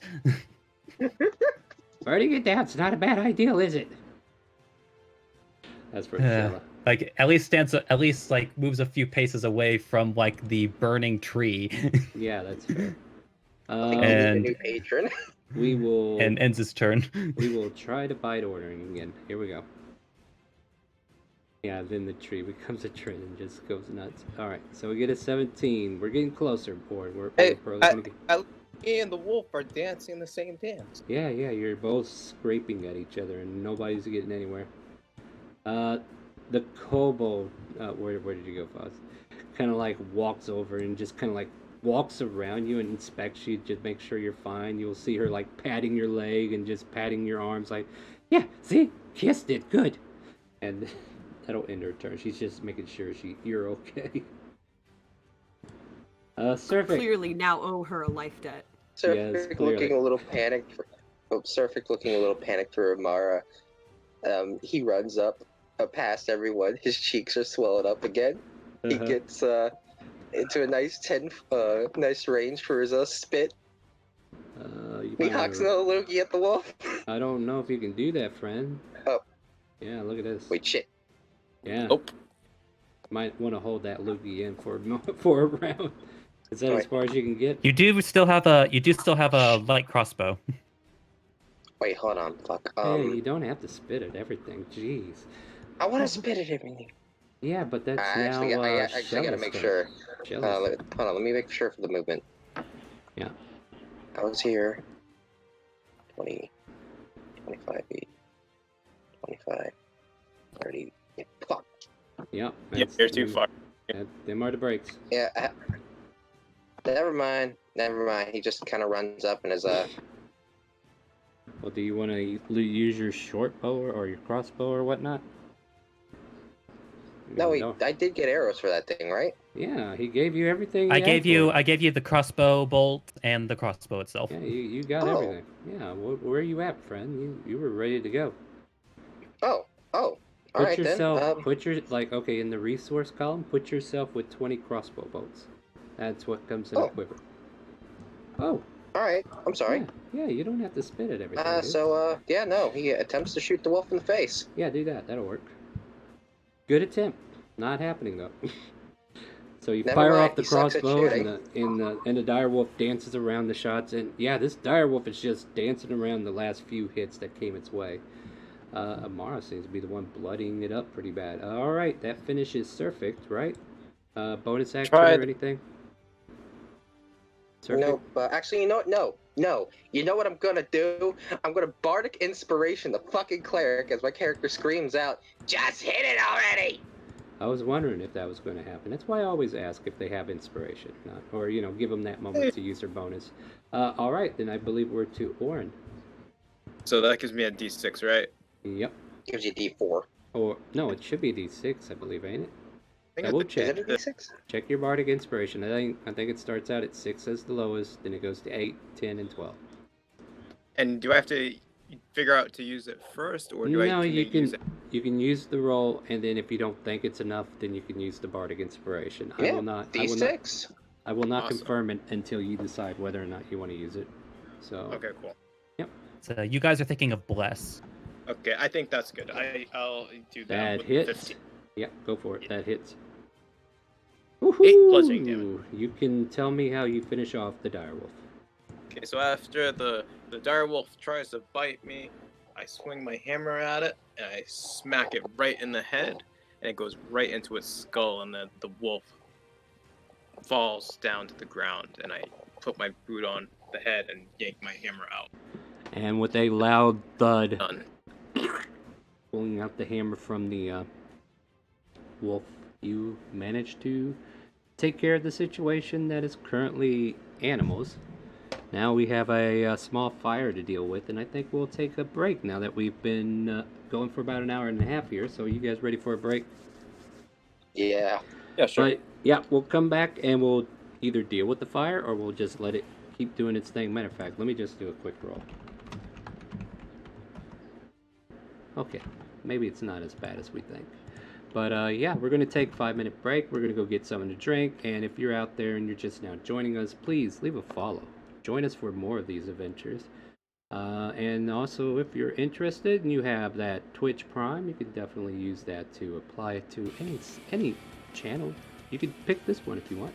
But yeah, we'll be back shortly. So stay tuned as we continue BRB.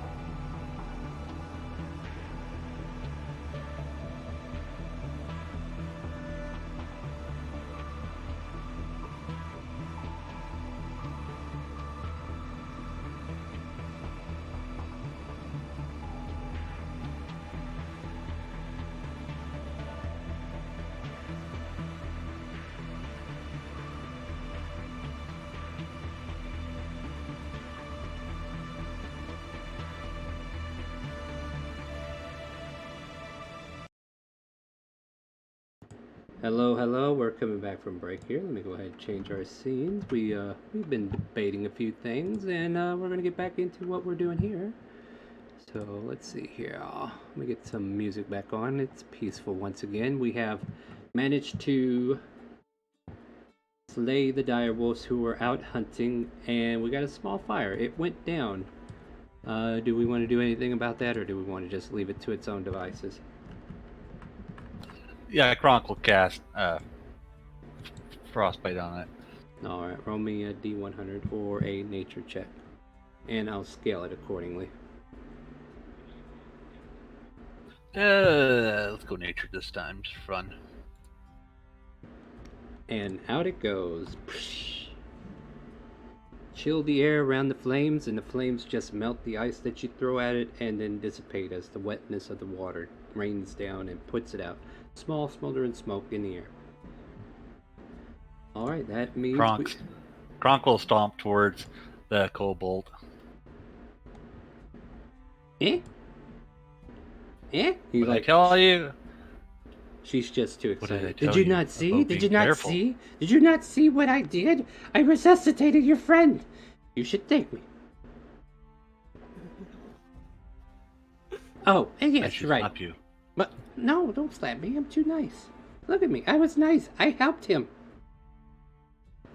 Be more careful with your fire. I'll try. I'll try. Only you can stop forest fires. Oh God. I'm imagining Ronk in a bear outfit right now. I know, Oh, right?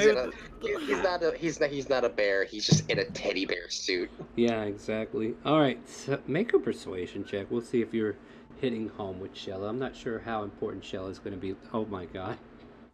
Good. Yeah, you're a very persuasive turtle today. She just kind of like nods, shakes her head, acts like she listened to whatever you said, and wanders off. But she's like, alright, let's go. Let's get out of here for these more direwolves. Yeah. But- Yes, I would like to not play with more wolves today. Yeah, looking over at Mara and giving her a little bit of a smile before running up to Faustus and says, Can you please stop dying? I'm getting numb to it now. he frowns. His tongue's just hanging full on out now. I will be more on my guard from now on. I am sorry for worrying you. Amari, you did a really good job. Well, thank you. And she like flexes her small, tiny girl arms. You All are in a strong. day's work, and she starts flexing and showing off. Make a performance check, You- Missy. What performance check? Well, don't mind if I do. Go right ahead and do that. Alright. Oh, fine, I will. Boom! Look at that! You Look look at those good. muscles. You're looking good. -1. Like, Woo! oh yeah. So you could all take that performance check to your wits and then just play with it however you see fit. But yeah, she's And over like there. she Go for it. trips and falls halfway through and like gets up like nothing happened. Oh my. She is too adorable for words. But Surfik just says, She's precious. But you need to stop. and he just looks up at Faustus looking mad. Shella takes Faustus' hands and starts pulling him along. Don't worry, as long as you're with me, you'll never die. Yeah. You know what? Just No, like I'm- just like that I'm visage of panic. Yes, I'm gonna be definitely. persuasive this time. Surfik's getting mad now. Oh, what do you say? What do you do? What are you trying to persuade him As for? he just yells at her, You don't have healing spit. Nonsense, of course I do. Now come on, let's go, big boy. This poor Damn, Seraphic. kobold. Your man's being taken by a kobold. Mhm. oh my god, not another reptile. Orin's gonna say to Amara, do you think we should give this tail to Scarlet?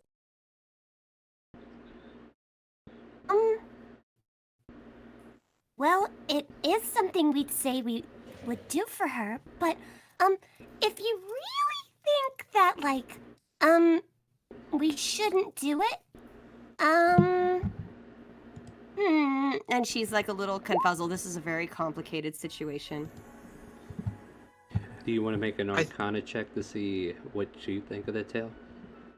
Sure. I've never heard of this silly stuff before. It's clearly not a rock. Clearly. Clearly. Yeah, I mean, does it harmful? Up to you to decide. You have no idea which way to lean on it. I tell you what, Yeah. We'll give her the tail, and if she does a bad thing with it, we'll stop her. I think that I have to ponder on our travels more on this. It could be good, it could be. That's the problem with chaos. I know where I'm going next. All right. That's just such an ugly term. I like spontaneity. That's a good way of thinking about it. All right, everybody, come on this way. And yeah, I'm assuming you're all walking and talking at this point. Yeah. Before long, I Faust think... is kind of like sticking his body close to larger ones. And then you got a smaller one that's just right off to the side of your leg, making sure that you're not falling over, and she's making sure you don't die. That's right. You're never dying on my watch. You'll be fine. And she continues to lead you eastwardly for the next couple hours. And before long, you do find yourself returning to the hovel of which Scarlet lives at. You approach the door and knock, I assume. I'll let you take over at this point. So Faustus will knock. While you guys are there, I will stay outside. So I have the stone, so Yeah. I can listen in with the young. Yeah, so as you're knocking, you hear... I have dogs! Don't you dare come in here! I'm definitely not unarmed! Oh, calm down, calm down! Oh. Opens door. Oh, get in here. Come on, come. I'm trying to remember how I voiced her, but I think I got it. So Faustus walks into the house. Shella follows in, and she just says, "Okay, they got rid of the manticore. It's all gone. They took it all. You took it all, right?" Yes, we took care of all of it. Good. They took it all. And Scarlet just goes, all right. And where is the tail I asked for? It's ask the cleric. And I see he didn't come in with you. Did he? Did he die? I sure hope not. Not yet. No, he's alive, but he has doubts about what you plan to do with the tail. Are you a bad guy? Oh my god. Oh my god, make a persuasion check. Yes. We're gonna play with this. We're gonna play with this. The mustache does not dictate manliness. 16. Not bad. Warren, if you want to meditate on the answer to see if that would work, you can definitely do that. We can play that out here. I'll meditate on the answer. Alright, and meanwhile, Mari, she kind of like looks at you and says, "Do I look like a bad guy?" And she's... You really have dogs. She like gives you like a vibe, like she like forces it, like she's so trying. She blinks at you a couple times, and then they're outside playing somewhere. Don't you worry. But just take a look at me. Do I look like a bad guy? I am, after all, a girl. He looks inside the room at the blood-covered pentacle at the ground, at the candles surrounding it, the skulls on the mantle. She looks at the moss growing from the roof, and she goes, like she's not sure. She puts her hand over her mouth, and then she does a distant... Oh, you hear that? They're outside right now. I'm gonna roll an intelligence check. You roll that, and I'll roll a deception on you. Being a cultist of chaos, let's give her +3, shall we? It's a bad imitation anyway, so finally you kind of catch the noise actually coming from her. Oh wait, no, I said 10. Yeah, that's still, yeah, you still win. She stops. She's so shocked. She breathes in heavily too. You were the dog this whole time! You've caught me, dearie. I was just messing. Oh, you've caught me in my act. Listen. Can I roll an Arcana check on this pentagram situation? Sure can. Old ladies must 21. learn to protect themselves. Yes, we must protect ourselves either through deceit or actual dogs. Isn't that right, Shella? And she pats Shella on the head like a dog. They took it all. It's okay. I'm perfectly fine now. I'll be on my way. Okay, dear. You make sure you take a safe trip home. And she slowly walks out unless you guys want a conversation with Shella. So what's that arcane check give me? That arcane check gives you that this is a... let me see here. So to be quaint, it's not like a summoning circle or anything, but it is used for rituals. Usually these rituals, like, try to contact the other plane in some way, shape, or form. And also she has what looks like an enchanter's table nearby where, magical items for people who are in the wizardly-like trade would tend to objects and enchant them further. So, looking this over, he then looks up, seeing the skulls, mainly in the moss of this. And then looking over at the enchanter's table, of course, isn't too bad. But in this situation, out in the forest, he shoots a look over at Faustus and Amara, and he says, and I'm going to roll an intelligence check because being in the school and everything, he does learn these kind of things. Oh yeah, absolutely. But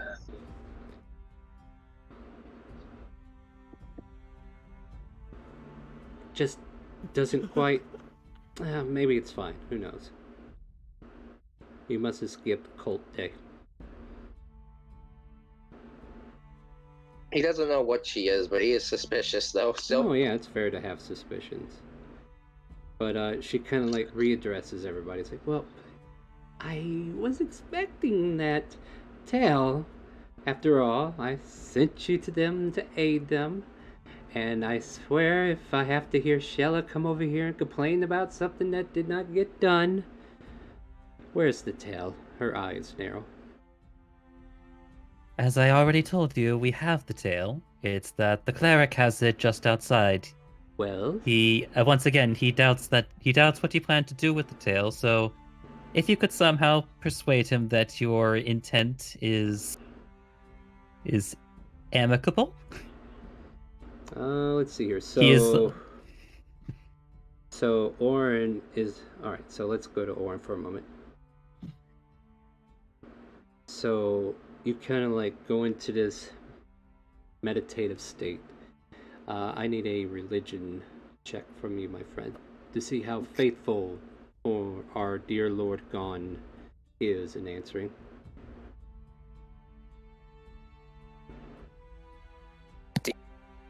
Now I need a perception check as you're deep in this meditation.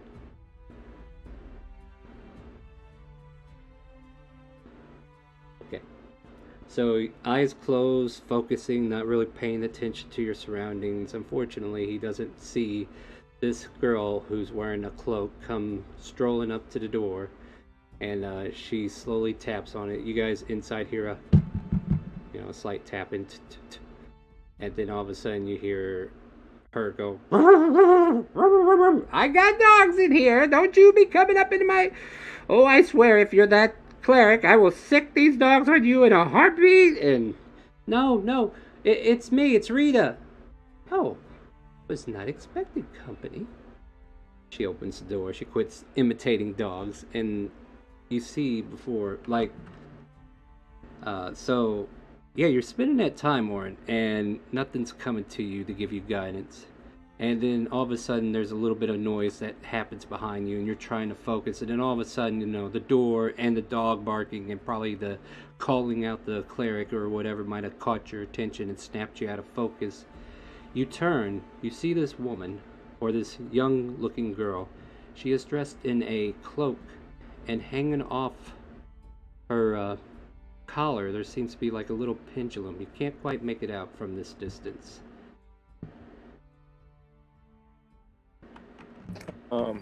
I probably would just message them that there's a girl with a cloak at the front door, because I can talk to them through the stone. And they're fully aware. Copy that. Shh. She makes the sounds and everything. Nice. So yeah, it's this little girl, or not a little, like looks like she's in her late teens, and she's just kind of like petite, and you can see, let's see here, what did I give her? I think brown hair, brown eyes. You can see a little bit of brown hair spilling out from her cloak, and she has a little necklace thing that's kind of like dangling off the cloak piece. If you guys want to make a perception check to see if you can get a better look at that, you may do so. May I roll one with disadvantage? You can roll whatever you want. If you want to disadvantage you, I'm not going to keep it from you. Because he's going to be too focused on her. You know what? This actually makes sense, Faustus, that you would notice. This emblem and Kronk is a talon dangling off a chain. A claw? A claw, if you would. Yeah, a talon claw hanging off a chain. I was actually imagining a clock pendulum. Did you mean a pendant? A pendant, yeah, sorry. Okay. I was just basically meaning a chain. It could have been a pendulum, depending upon what was at the end. But yeah, as you make out the object at the end, there's like a claw. The claw kind of like represents a hawk figure, if that's what that nature check was for. Yes, sir. Vic would be too distracted by the third prettiest person that he's met on this misadventure he's had to be pulled through. Yeah. And pretty much conversation starts. The door is open, and Oren, you hear all of it. Well, Rita, what is happening? What do you need? She seems disgruntled by the girl, and is like, well, I just coming in. Is it safe to talk here? I mean, I don't... Oh, you're probably right. Come, let's come inside. Some people are not very trusting, she says out loud, and then takes her to the back room where you once went, Faustus, with her. And if any of you are making perception checks, I'll let you know what part of this conversation you hear. Laura follows. And she holds a hand out and stops. She says, wait here, dear. I need to talk to this one alone. You know what? Starfic's gonna follow, but I'm doing it stealthily. Yeah, that's fine. Like if you all want to like put an ear to the door, I just need that perception check. But Oren, you can decide whether or not you want to come in. The door is still open. I'm talking to Mara through the stone. All right, that's cool. You can have a conversation real quick, and then I'll get right into whatever's going on here. Oh, I'm just through the whisper feature. All right. Yeah, it comes out as words written on the stone, so we're just kind of typing to. She could probably just put the stone to the door, huh? Probably, yeah. All right. Faustus just kind of like shakes his head and just says, like, no one has any respect for privacy. No, they don't. I don't think I see perception checks for this. Do you guys want to make those, or do you want to just hope the door is thin enough? Could I sneak up to a location where I can hear it pretty clearly? The door is closed. If you want to hear it, you're going to have to make that perception check. Alright. Because it will be hushed whispers depending upon how well you're listening. Alright. Anybody else wants to pay attention to the door or no? I need to roll a perception check for the rock. Yeah, okay, go for it. Yeah, what is a rock's wisdom skill? Just use yours, because it's basically you putting it at the right spot in order for it to be heard. All right, cool. And is there anybody else making a check, or are we just letting them be? All right, so in this case, Amara and the rock, and probably Oren. Faustus, do you want to jump in on this or no? No, Faustus sits himself at the table and waits patiently. Right, my apologies. Amara's not listening. She's just holding the rock to the door and talking to Faustus. We're just letting Oren get all the good information. Oh no. Alright. Let's see here. So this conversation goes, well, what do you need? And the girl just kind of, well, now they sent me to find some incense that we need specifically for the, the ritual. And are you sure it's safe to talk here? You know you have thin doors, right? She kind of like walks over to the door and just kind of like pats it. Oh, it's okay. We'll just choose our words wisely now, shall we? You need some incense, as you say. Yeah. I don't mean to keep bothering you, but we almost got that ritual set up, and I understand. I will see about your incenses, but I have my own problems to deal with. You tell those heal people that. And she just kind of like pauses for a moment. All right, I will. And then she just kind of like mutters, all right, we'll get this taken care of. And the door opens. Amara, are you like falling into anybody with the rock? No, but the door opens and they find a rock in their face. Yeah, so, Rita's... Oh, sorry. Oh, what was that? It's a walkie-talkie, she says truthfully. Oh my god. Okay, so yeah, she looks at you and then looks back to her. Are you sure we could trust them? And Scarlet just comes out and says, I don't know. Can I, Faustus? Can I trust you? I believe there was an item I needed and you guys wanted help.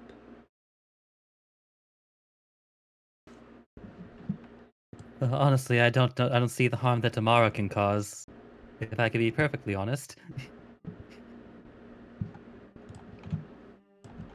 Your rock's up in the air. I'm going to do an Arcana check for our cultist.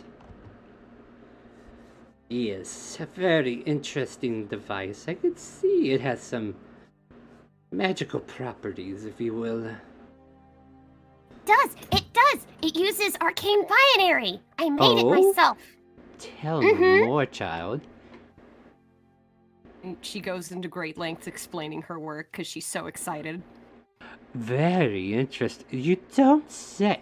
Well, that is very impressive, dear. You seem to have all this under wrap.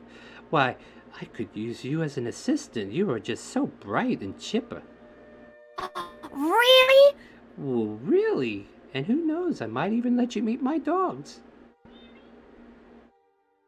Wow! And she looks at Faustus like this is a great honor. What does Oren do, though? Is he going to do anything with the information, or? I am going to break open the box and destroy it. Break open the box and you're destroying the tail, or? Destroying the tail with a torch and burning it. What is that smell? Something cooking. Smells like manticore steak. Oh. Faustus, I believe I believe you need to find out if you are helping or hurting my project. Faustus gets up from the table and goes out the door. And you see Oren burning the tail. Oren, what are you doing? She's being too secretive. There's some kind of ritual. I heard what they were talking about. If they weren't being... Kronk, could you please put out the fire? He is firefighter now. What is Kronk's response to that? I'm in front I don't think he has one. I'm gonna be in front of the tail, it's in the box with a torch, so hitting it's gonna be hard. Well. Scarlet kind of like leans on her door frame looking out. That's how it's gonna be. Very well. There is no help for you. Tell your talons of the hill that they can expect their incenses in 3 days. As for the rest of you, I don't think there's anything I could help you with, so be on your way. Sorry, Faustus, I'll send word to Mother and Father and let them know. Faustus kind of turns stone-faced for a second, and I understand. I'm very sorry to have troubled you. Mm-hmm. Don't show your face here again. Can't follow instructions, can't control your own people. True, can't trust me, and I can't trust you. So, be on your way. Rita, dear, you make sure you tell them. And the girl nods and she starts to head out. She starts to pass you, Orin, and you realize that Talon, that necklace or whatever pendant she's wearing, is the same pendant that the guy that took your forged project. And she walks right past you. I look at her with stone eyes, and I make note of where she's walking towards, like the direction she's leaving. Yeah, she continues eastward, which would lead her back to the main road that would lead back to the city, or to whatever direction she might go from there. Her name was Rita? Yes. Okay, cool.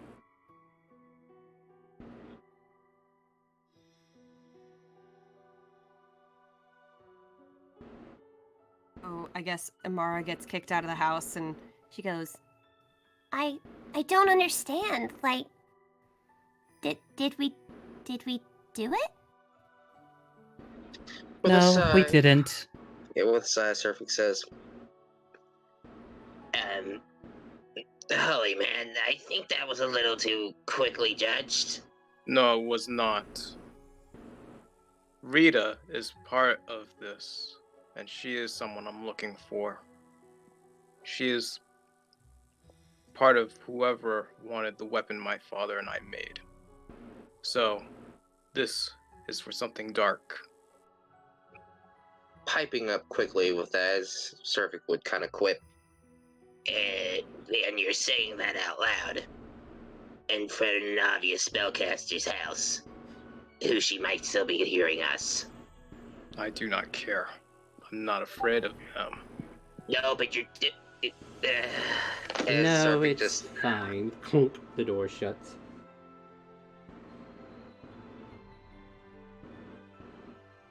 Surfik So was just- obviously scared for a second. Does Faustus remember the direction they came from when they originally came to the house? Yeah, you came from the east, or As in, like, when they Middle first East. came to the house the previous day. Yeah, you were coming from the road. So basically, like, if this is the road, this is her house in the general direction. So you would want to get back to the road. Get back to the main city if that's what you want to do. Yes, You yeah. wanna go- Faustus wordlessly starts making his way toward that direction. All right, yeah. So we see Faustus just kind of like storm off. Amara, these stones really are handy. I don't think I did a good thing. What do you think you didn't do well? That lady, she was really nice, and we took something away from her. No, we did I not. just want to go back to collecting rocks. and she starts getting really sad. Oh no. Kind of. Orin tells Amara, you didn't do anything bad. Rita, that woman, she is part of something. Me and my father created a weapon for this group. And after they got the weapon, they murdered my entire village. So this manticore tail was probably for them. If they were not being so secretive, maybe then this wouldn't have happened, but they were being secretive.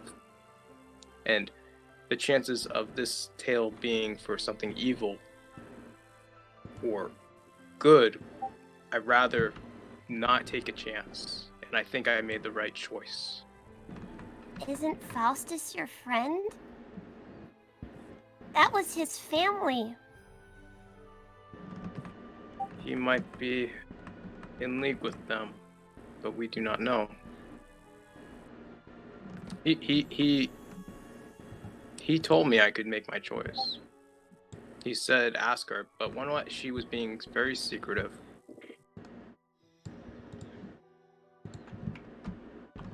Mm, Alright, so I'm just gonna assume the marching order here and you fix it however you want. My character's gonna be near Faustus. Yeah, kind of assume that. So like Faustus and Surfict are a little bit ahead. I don't know where you want to be exactly, Kronk. Do you want to still be like trailing behind or in between the pair or wherever you want to be? Yeah, I'll just be in the middle, meandering. Alright. I mean, you're kind of like the guy, but they kind of like have a sense of which way to go. So you're just counting off the trees to get back to the main road. Only like 200 more to go, and you guys are making good pace. Yep. While walking, Surfic's just gonna softly whisper. So, what are you planning to do now? Well, quite frankly, I don't know. It's the very first thing that my mother and father asked me to do, and I muck it up.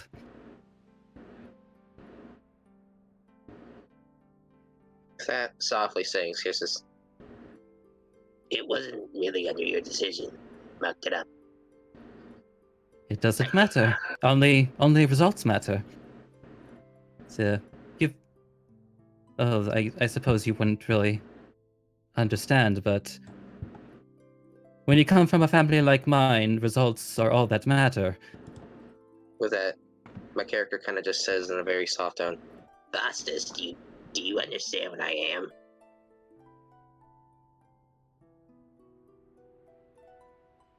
My entire family wants to corrupt and control. I know that feeling. If it wasn't for Morakaith, I'd still be there, plotting with them. In the muck and the dirt. If anyone should understand that, it's me.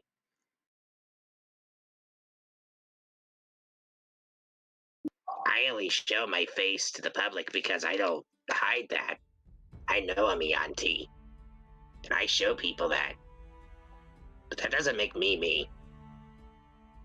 I think you'll be fine. And if you need a friend, I'm here. and he says that with a smile. And of course, his tongue's hanging out. Just kind of like laughs softly at that. Faustus and I do Surfict. appreciate that. That Yeah, said, I sincerely don't know what the repercussions of this will be. A little ways away from you two, you can easily make out the figure that was Rita, as she's like preparing to get onto a horse that she kind of like stowed away this far out, and she slowly gets on it and she's starting to trot off. I don't know if you want to do anything there, but you're the only two that can see that at this moment. It's Faustus pays her no mind. Fair enough. And then all of a sudden, everybody can hear like yeah, and then as a horse starts racing away from the vicinity. Can we see what direction it's going? Yeah, it's still blitzing towards the main road from what you can tell, and you'll definitely have fresh tracks to take with you if you need to see what direction. But you know, once you hit the road, who knows which way she went? But you can definitely. So yeah, kind of. Sorry. You can definitely try to figure it out when you get there.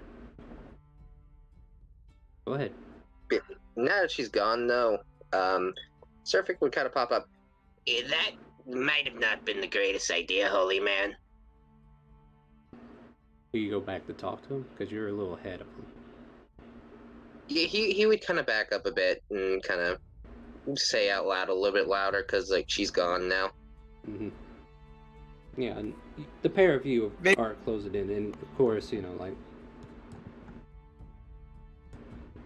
yeah, that's accurate. Maybe it wasn't the best thing to say that out loud, but did you see that woman, the brown-haired one, Rita? It's just the pretty one. She has the emblem of the one that we made the weapon for, me and my father. you know, they killed off my village. So I think I made the right choice. Well, it is very sad to hear that happened, but why would you destroy your only lead to learn more information about them? You just let her go. Because I can't let them get any stronger than they are.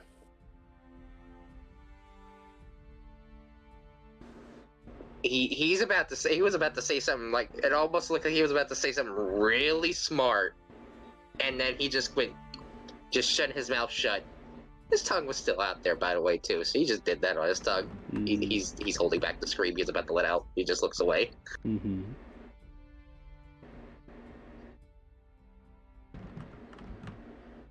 Alright, so eventually, if you all just keep on moving on, you eventually make it to the main road.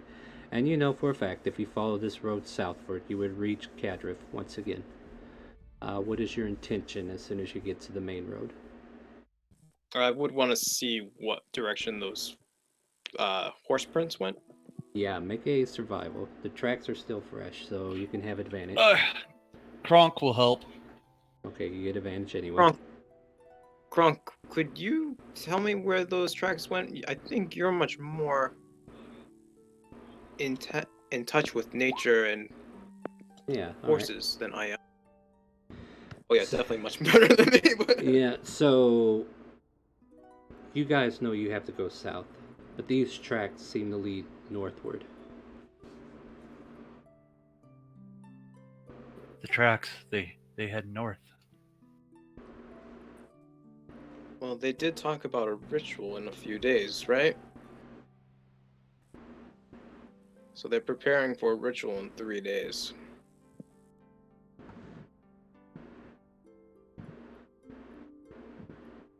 And If they are in horse, we will not keep up.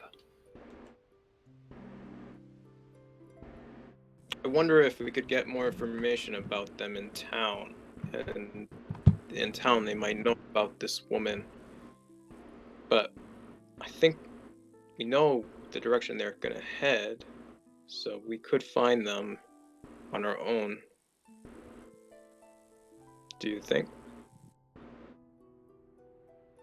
Faustus is already walking toward the south. It is hard to track on the road. I think maybe we can get some more information in town, and that will help us. So maybe we should go to town first, but I would like to inquire about her and find out information. Alright, so the intent here is to head back to Cadriff? That's at least Faustus' intent. Yeah, Faustus is already walking. I just need to know what everybody else is doing. So we're all going. Is that... Oren would want to go up north and follow the tracks, so if anyone else would want to go up, but if everyone else wants to go to town, Oren will go into town, so Oren will leave it up to everyone else. Yeah, this is already a bad party split. So tracks can only tell us so much. People can say much more. I'm not sure about this whole murdering business. And as much as you seem very bent on getting your revenge, it may not be a good idea to continue on a blind rampage. As much as I know you really want to, we're walking into a death trap if we do so. And your teacher might have found some information for us too, so there is... I really don't feel comfortable doing this anymore, as he says, like, with a squinted face. And it's not more about... It's more about preventing more acts of violence. I'm not worried. I'm not out for revenge. I won't let them destroy any other villages like they did to mine.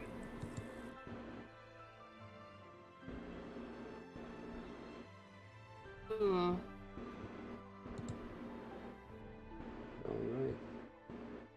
Hear what you're saying, but I have no proof of your story.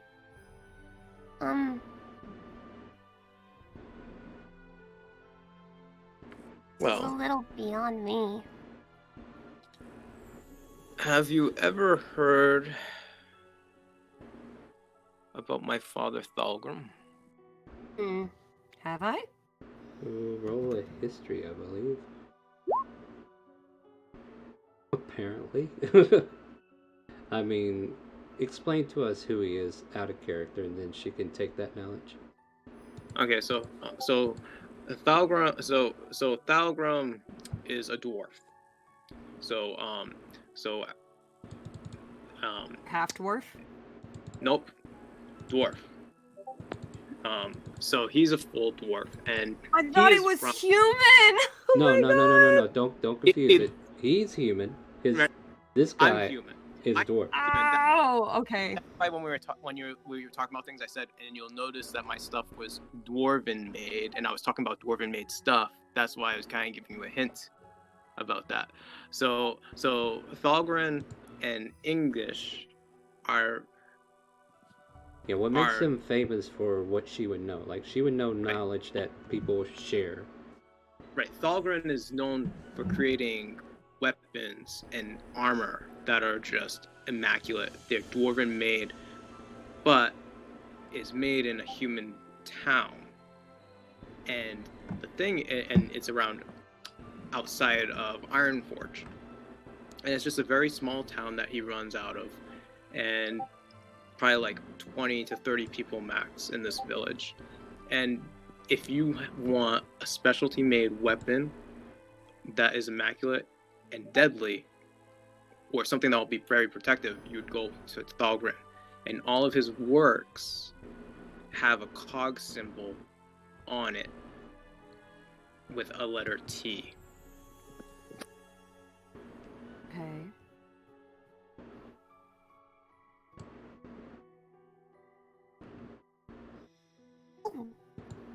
That guy. I heard that something. He went out of business or something?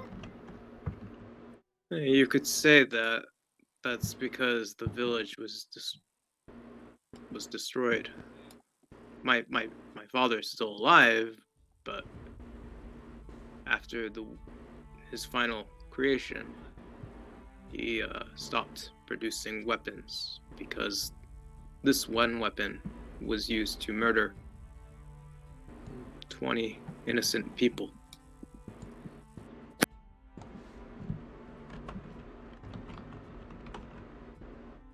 And that is why I'm out here trying to So, to stop them. you just want to get the weapon back, right? Like, that's what you want to do? Basically, my father will not make any more weapons or armor until this weapon is out of their hands. So we don't have to hurt anybody? We most likely will have to. I doubt murderers will give up the weapon that easily.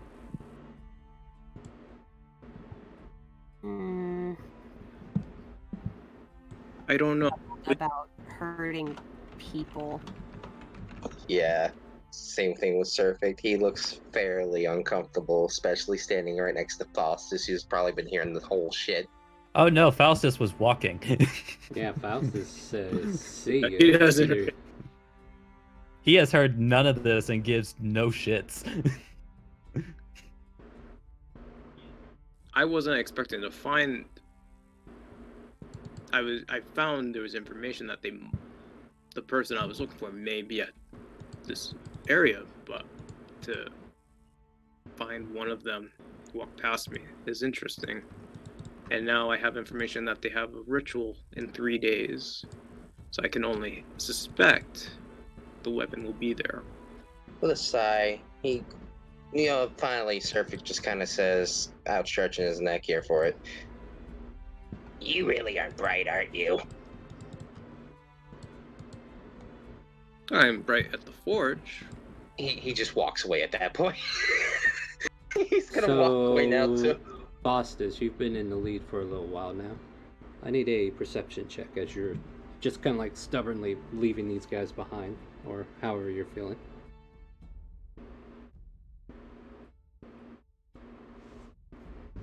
You hear soft whimpering coming from like a nearby tree just off the road.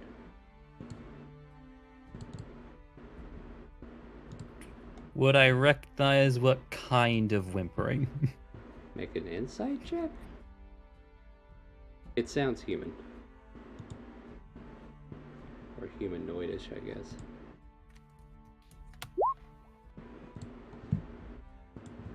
Yeah, sounds humanoidish. Could be a full-grown goblin, or it could be a child of a human. They both sound the same. I guess cautiously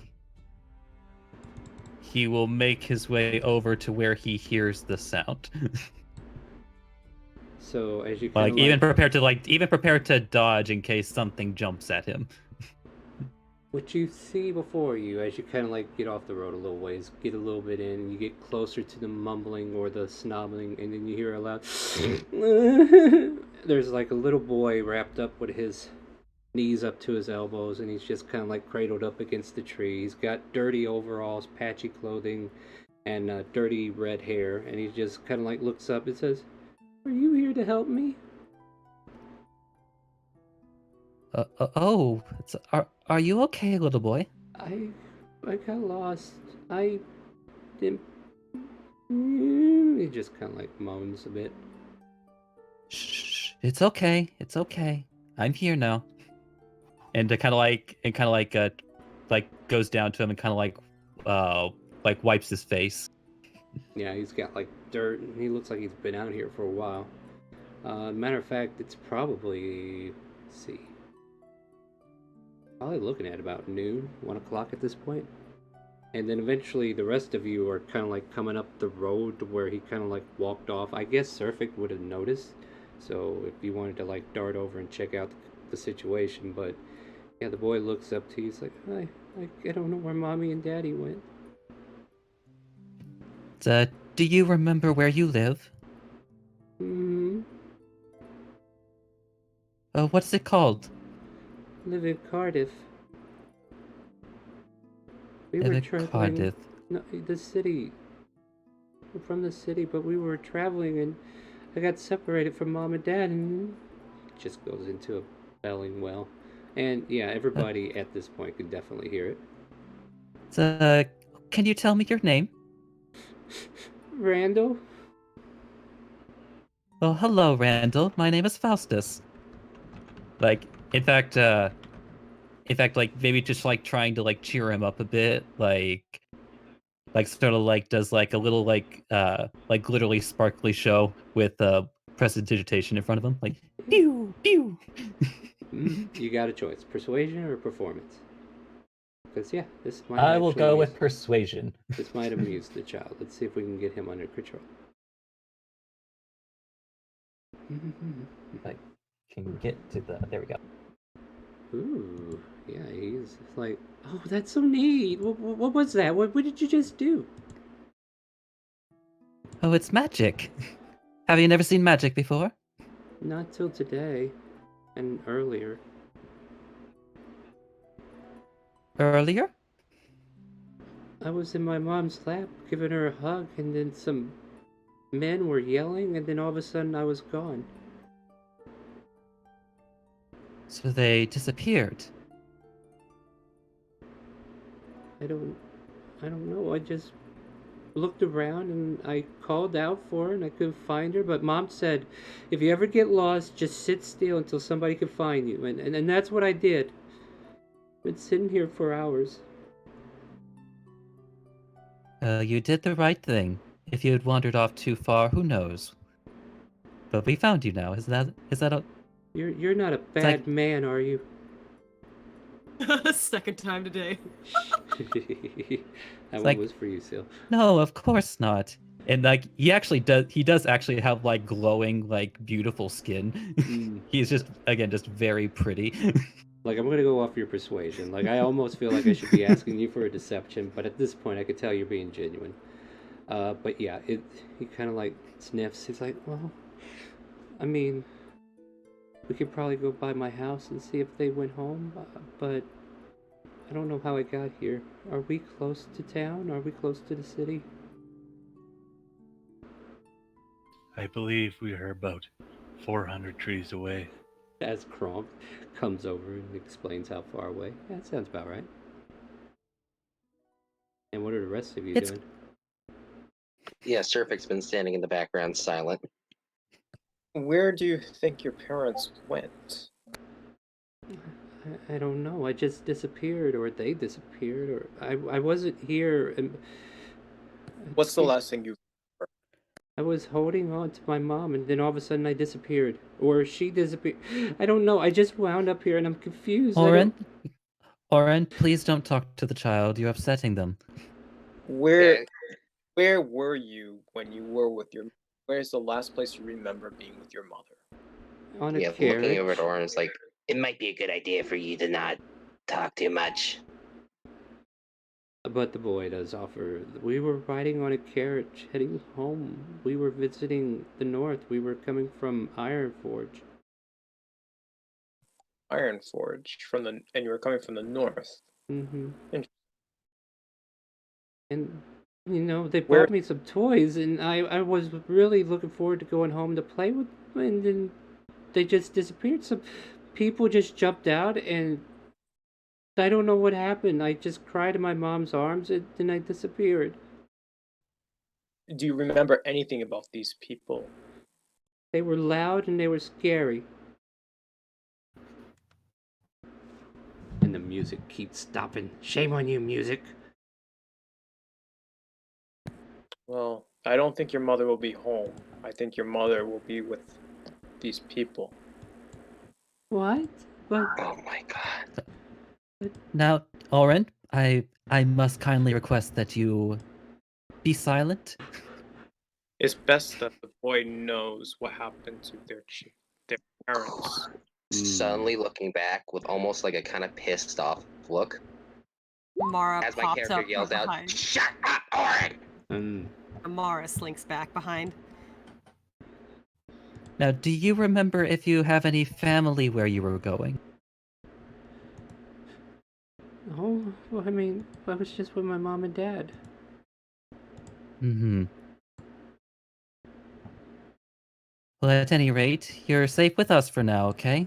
The bad man can't hurt you here, okay? Okay. So Surfic got loud, and yeah, the boy's skittish to the, kind of jumps back from Surfic as Surfic yells at Oren. Are you guys upset with me? I'm sorry, I didn't mean this. No, the boy just seems like he's ready to bolt. The serpent side came out for a second, so he looked over. He's quickly trying to calm himself down. He's like, No, it's all right, it's all right, it's all right. As he's saying with a bite mark clearly on his tongue too. Well, it's just still out because he bit it earlier. Ouch. I hate when that happens, don't you? Yeah. The child looks ready to bolt. What do you do, Faustus? It's like, he will, actually, no, he will, take him into his arms and just kind of, put him to his shoulder. There, it's all right. Nobody's angry at you. Just kind of, is patting his back. Shh. Yeah, he kind of sniffles, and then all of a sudden your shirt is filled with snot. As he, and then all of a sudden, you hear him kind of huff a bit, and he seems a little bit more comforted by this. Yeah, looking down at Faustus says, We should take him to the local police station in town. It might be a good idea. Yes, for the time being, since we don't know where their family is, we should keep them with someone who can keep them safe.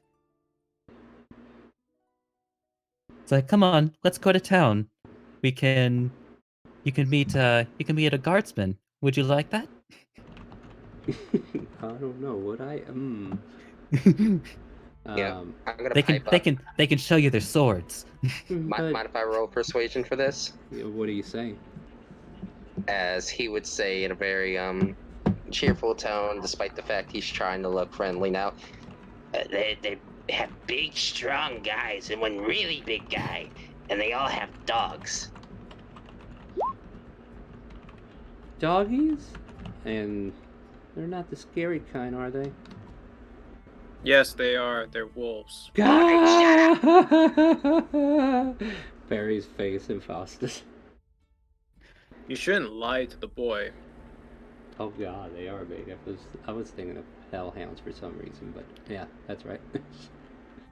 Yeah, like Surfix No, looks that- 3 steps away from having his own aneurysm and or. No, these are trained ones. They act like doggies. Oh, well, wherever we're going, we better get there quick. I need to find Mom and Dad. I need help finding my mom and dad. So help? Well, if you're Here, Or- just take my hand. We'll go to the town and we'll see about finding your parents, okay? Alright. Yeah, go ahead. Can I do an investigation in the area to see if there's anything interesting? Like, Yes, go for it. should I do investigation or perception? Investigation will work with that. Like you're wanting to deeply analyze instead of just perceiving what's around. Yeah.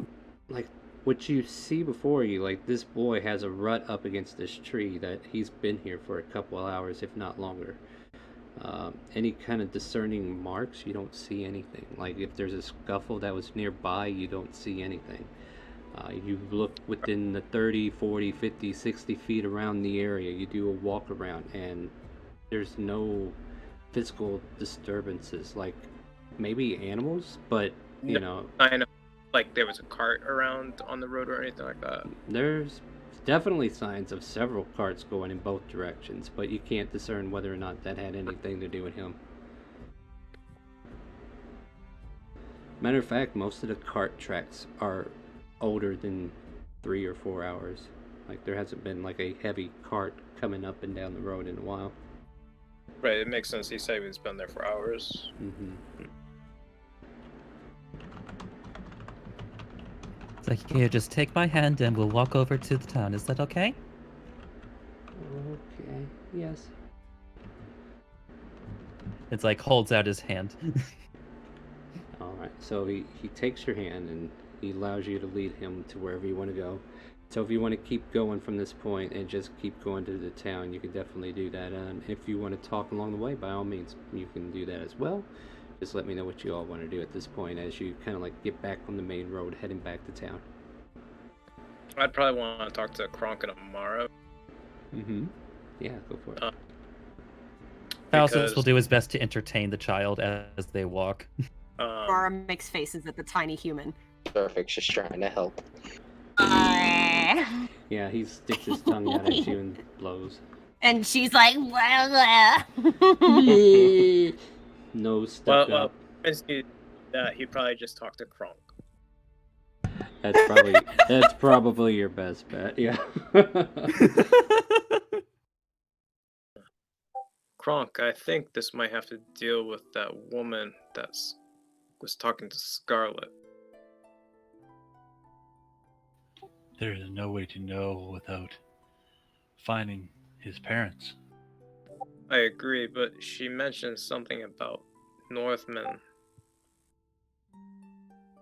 It might have something to do with it. They were being secret about something, but something just in my bones says something might be dealing with up there. So I have. They were coming from the north. I don't think she was going to meet them.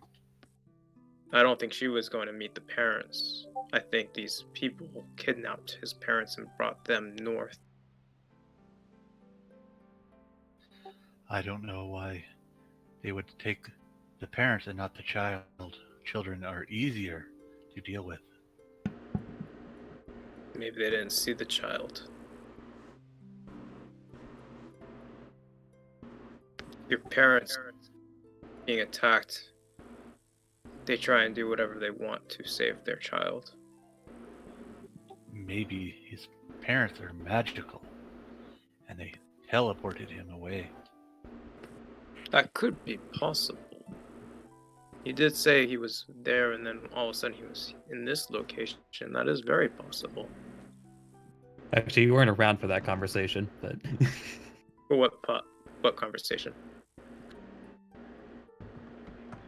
for that part of the conversation, I think that was like purely in Faustus's interaction. I think they actually walked in on that too, though. And they we- were. Okay, I wasn't sure how No, far yeah. behind they were. Yeah, that's fine. When I'm not in the conversation, I kind of ignore things, and then once he says something, then I start listening. So I kind of fully wasn't listening at all until he mentioned, okay, now you guys have walked in, so then I was listening in. That's fair. Yeah, I think I pretty much had him come in right after because I knew Surfic was right there. He probably got through the first thing, and I think also you asked him also again like what happened, and Oh yeah, I did. That's yeah, right. and he did offer information at that point. Kronk's meandering is meandering, but he's generally within earshot, so it wouldn't take him too long to catch up. All right. But yeah. I think the boy's parents are in grave danger, and if anything, I think they're up north, possibly, because they were coming from Ironforge. So between here and Ironforge is where they would be located. But They could be merchants. They could have no real home. true, maybe if we knew where the boy's home was, that might shed some light on who these people really are.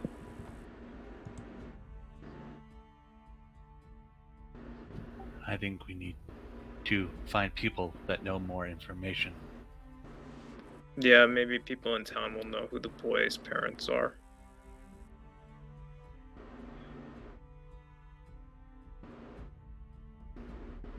So meanwhile, Mara and the boy Randall are trading faces with each other, each one sticking the tongue out even further than before.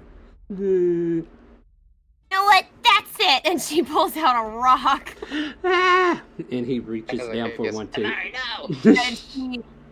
And she like takes a little bit of her fairy fire and she's like, bah, bah, glitter. Are you trying to entertain the child? Like tosses little sprinkles of the little glitter fairy fire to make her face the bestest face, because clearly this kid, he's got some moves, you know. Maybe. And then he feels defeated and stares in disgust and kicks the dirt by Foster and says, I don't like her. She's mad. Or maybe you should turn him green. Maybe they'll be happy. Everyone likes green. And she like gives him a little green rock that's super crumbly, almost powdery. He drops it on the ground. He says, I don't like green, and it cracks on the ground. Shoot, that was my last one. Yeah. Surfix just a bit of a sweat drop look to his face. I guess. Hey, you alright, Mara? From before. Oh, yeah, I'm fine.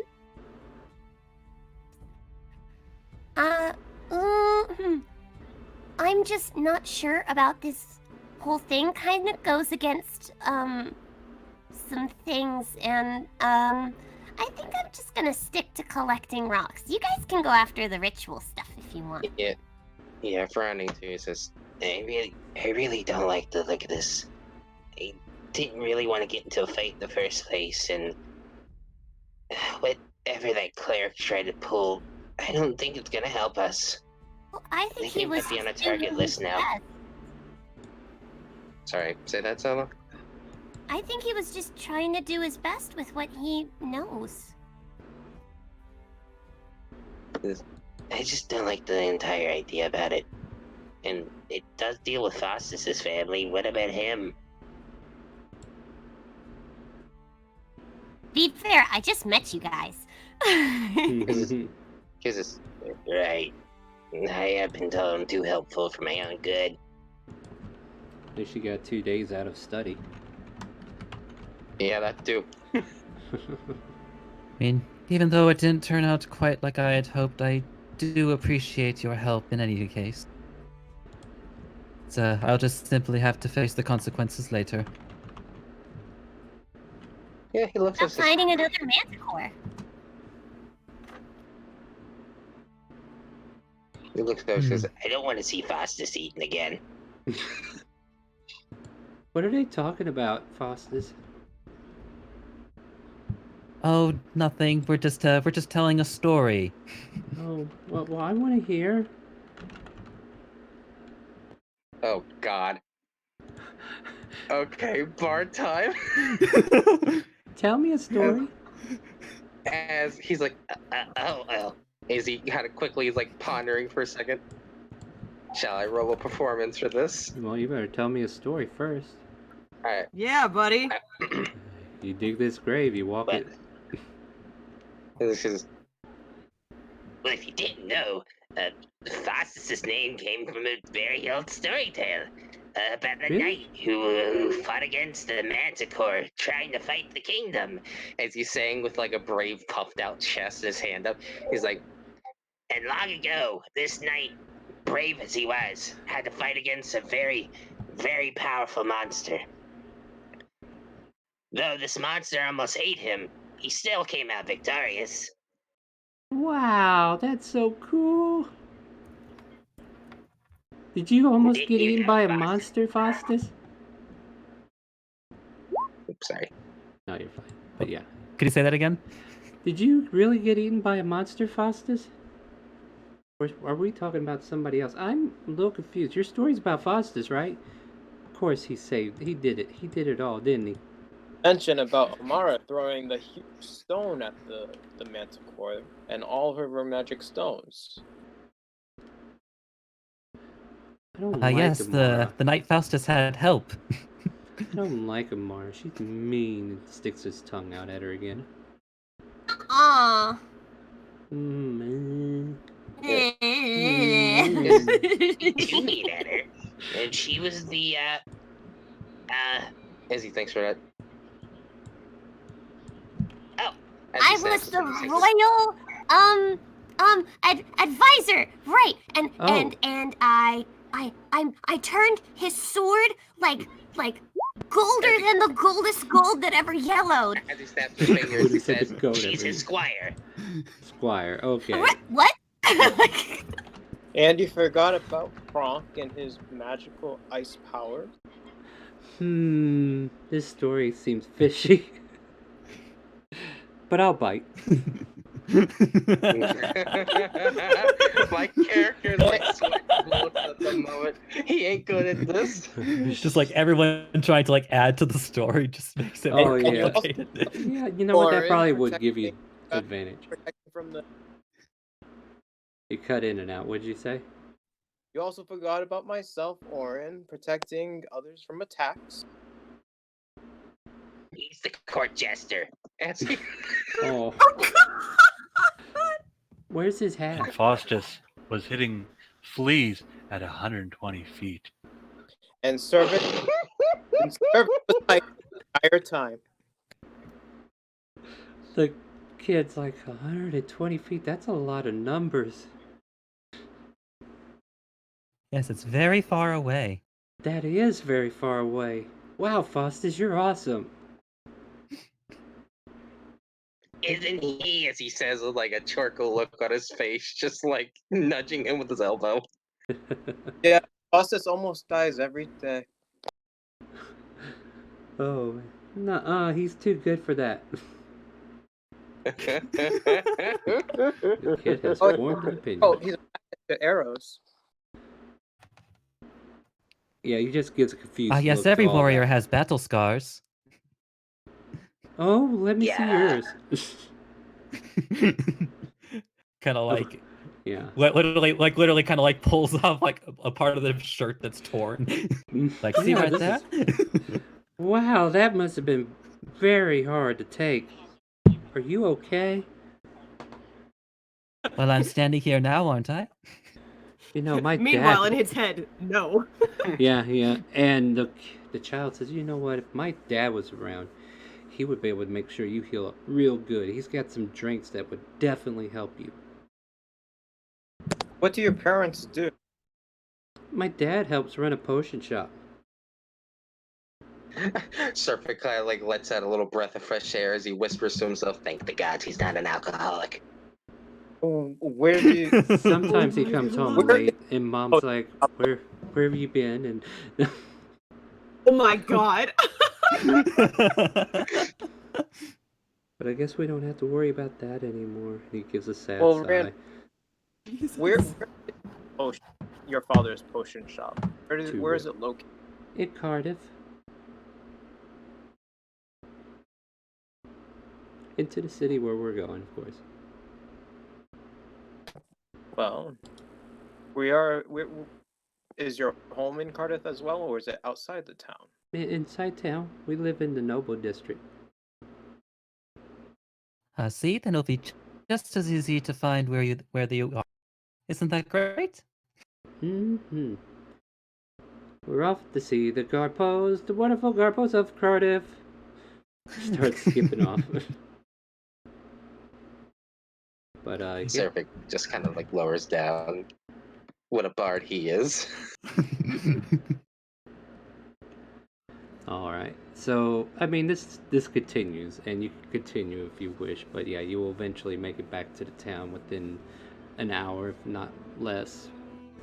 So, if you want to keep having a conversation, we can do that as well. But just let me know.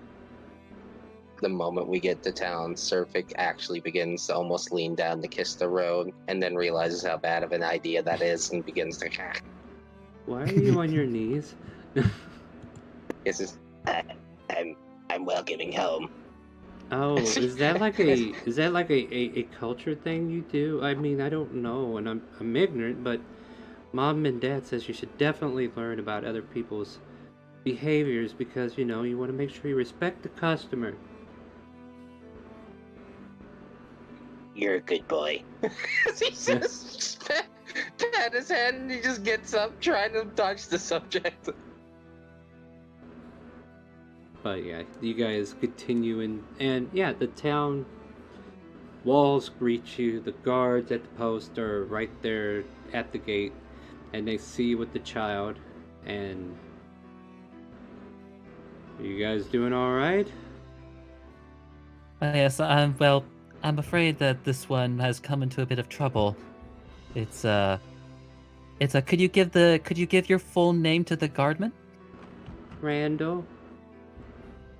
Randall. Aren't you Do you remember Guttner's? your last name? I would if I Or had the time name to of your come up with father. it. His father runs Oh, you keep chopping up. What happened there? his father runs a potion shop in town. Yeah, you must be Gunter's kid. Is that your dad's name? Yeah, that's my dad. Yeah, Gunter and Elizabeth. Yeah, I know who they are. Where's your mom and dad at, though? They were taken, apparently. We got separated. Yes, we found this one. We found this one on the road, scared and hiding. But we're not sure what exactly happened to the parents. But we at least had an idea of where they were going. Well, I guess what we need to ask now is, do you want us to take it from here, or do you want to take him home yourself? It's Faustus at this point having a kinship with the child, like, I'll lease the company him to his home. Alright, and the guard gives you a general idea of where they suspect that they might be located, and the child might be able to help you from that point.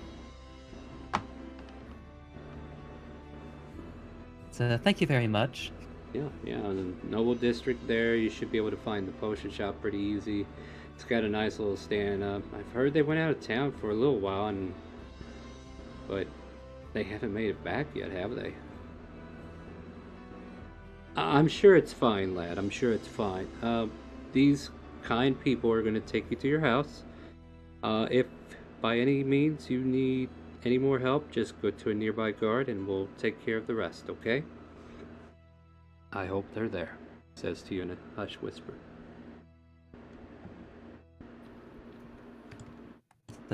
Come along then, Randall. Okay. Why does she keep making ugly faces at me? Is there something on my face? Nah. And She's just playing a game with you. it's not very fun. She always wins.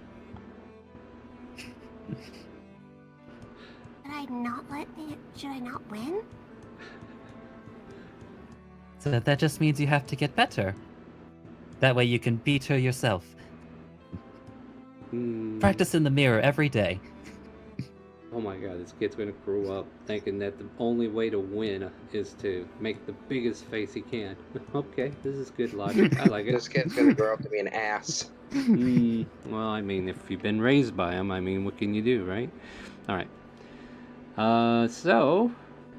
Yeah, what's the projected scenario you guys want to play out here? Let's first first. I mean, maybe just double check. Was the assumption that they lived in the shop as well, or? If they live nearby, somewhere near it, within maybe 3-4 blocks, maybe. Noble District usually means they have a shop and they can afford to keep a second place, so. Right, so he would probably at least walk by the shop just in case it was for whatever reason open. Yeah. But if not, then work their way to the house. Yeah, I mean, you would eventually walk past where he says his mom and dad work, or his dad mainly works. Mom just goes there to visit every so often, but dad locks himself there, and jeez, I don't even know. Do we have a potion shop named already? Let me double check. Alright, Cardiff, what do we got here? I'm starting to wonder if this would be the actual place that our turtle-born friend would have visited on his first visit here. That's what I was thinking. Yeah, there's an herbal shop. Wow, what a quinkydink. I didn't give this guy a name, but he is pot-belly, brown hair, and brown-eyed. So Gunter's Herbal Shop, we'll call it. Oh, Herbs. That's what it was called. Gunter's Herbs. That's what it was called. Okay, cool. Well, that'll work. We'll say Herb was his grandfather and he was carrying on the tradition. But yeah, the shop is the shop that you went and visited your first time here, Pronk, is closed. Sign turned, and the boy's looking through the window is he in there? Oh, Dad? Tap, tap, tap, tap, tap. He's trying to tap on the glass to try to make noise.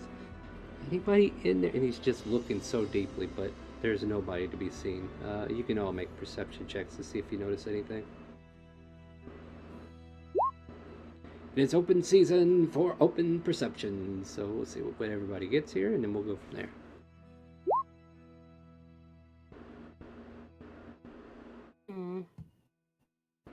Too busy making faces, are we? Yeah, no. Stopped that long ago. Yeah. Yeah, nobody sees anything in here, and Oren, you just kind of notice that most of the shelves, most of the potions, there's no stock. There's nothing really in this store to sell. So maybe they went out to get more ingredients to create more stock or whatever, but this store shelves are very bare.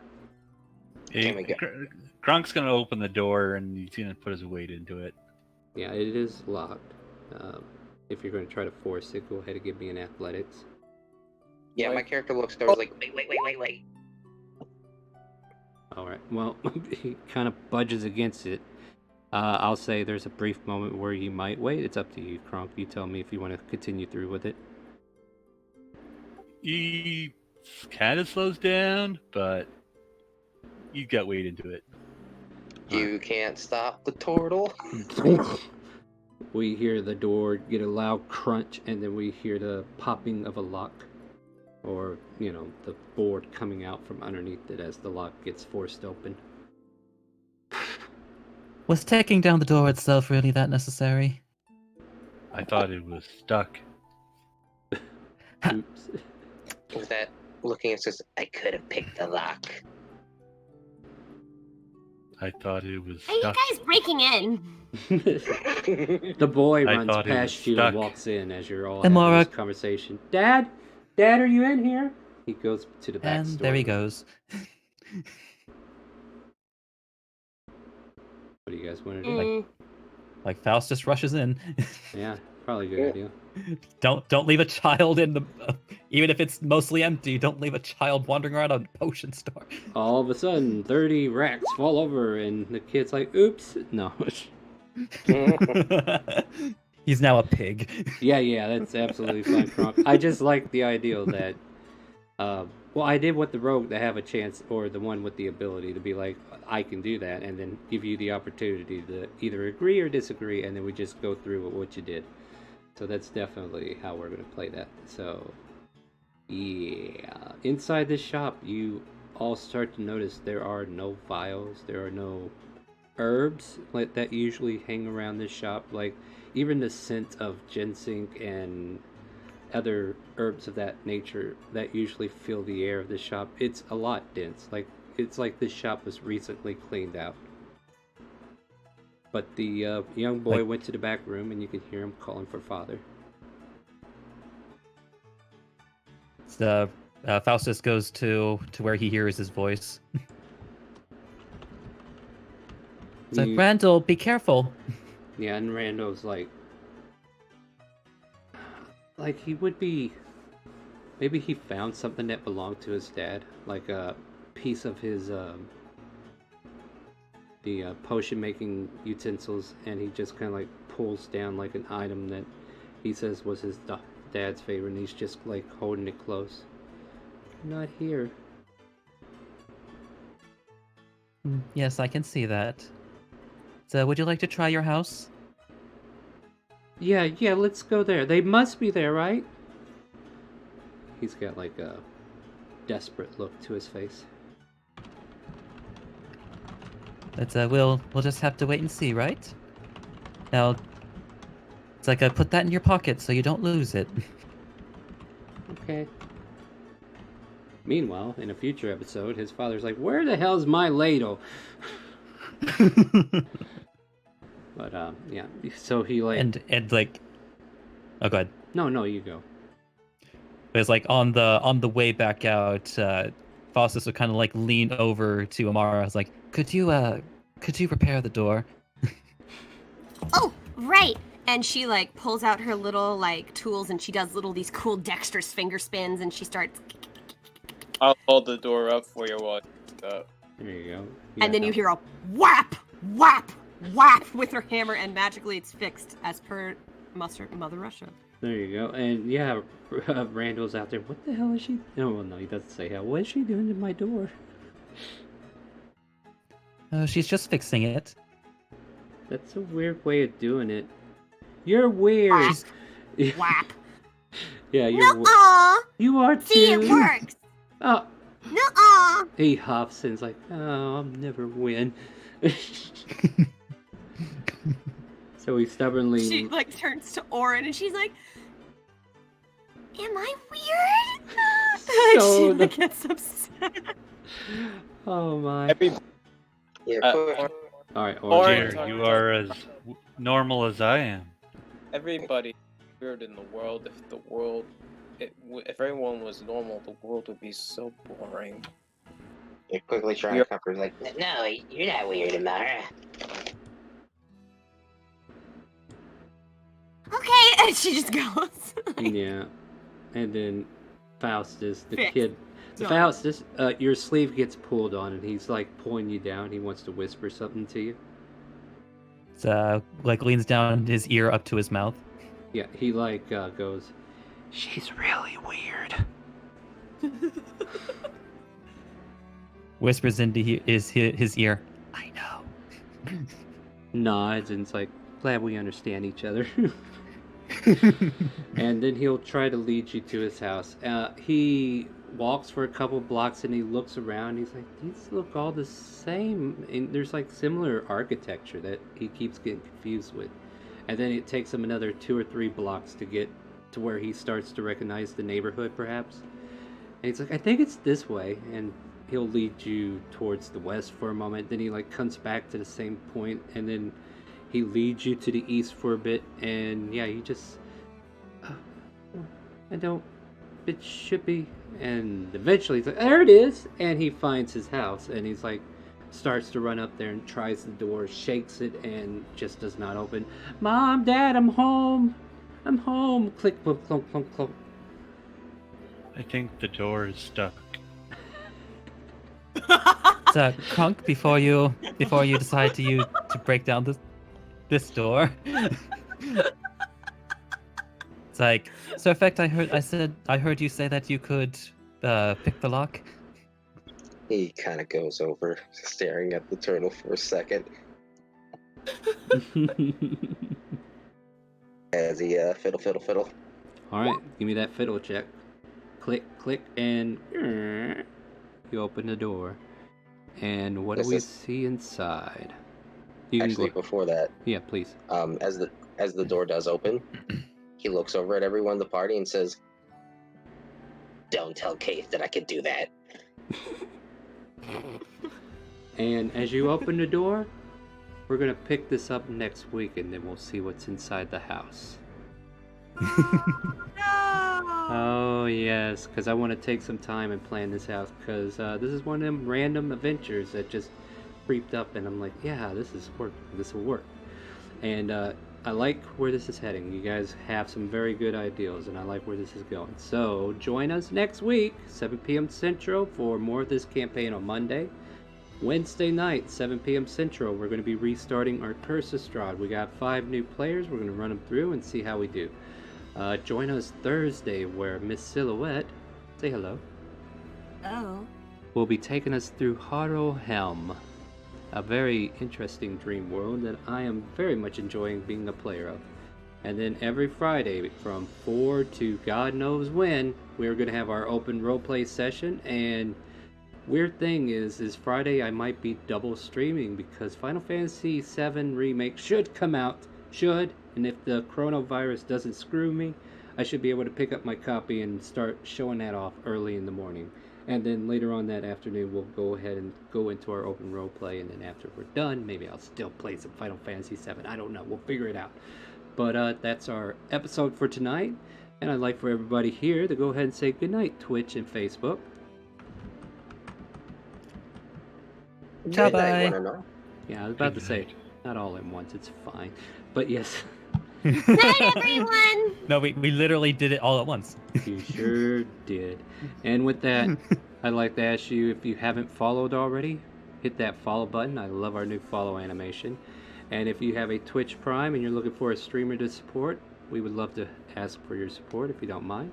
And we hope to have you keep coming back for all the fun stories and earn those cookie clusters so you can get those rewards to either the players or yourself if you're in any of the campaigns. So thank you again. Have a good night. And if you hang around, we will find somebody to raid. So stay tuned.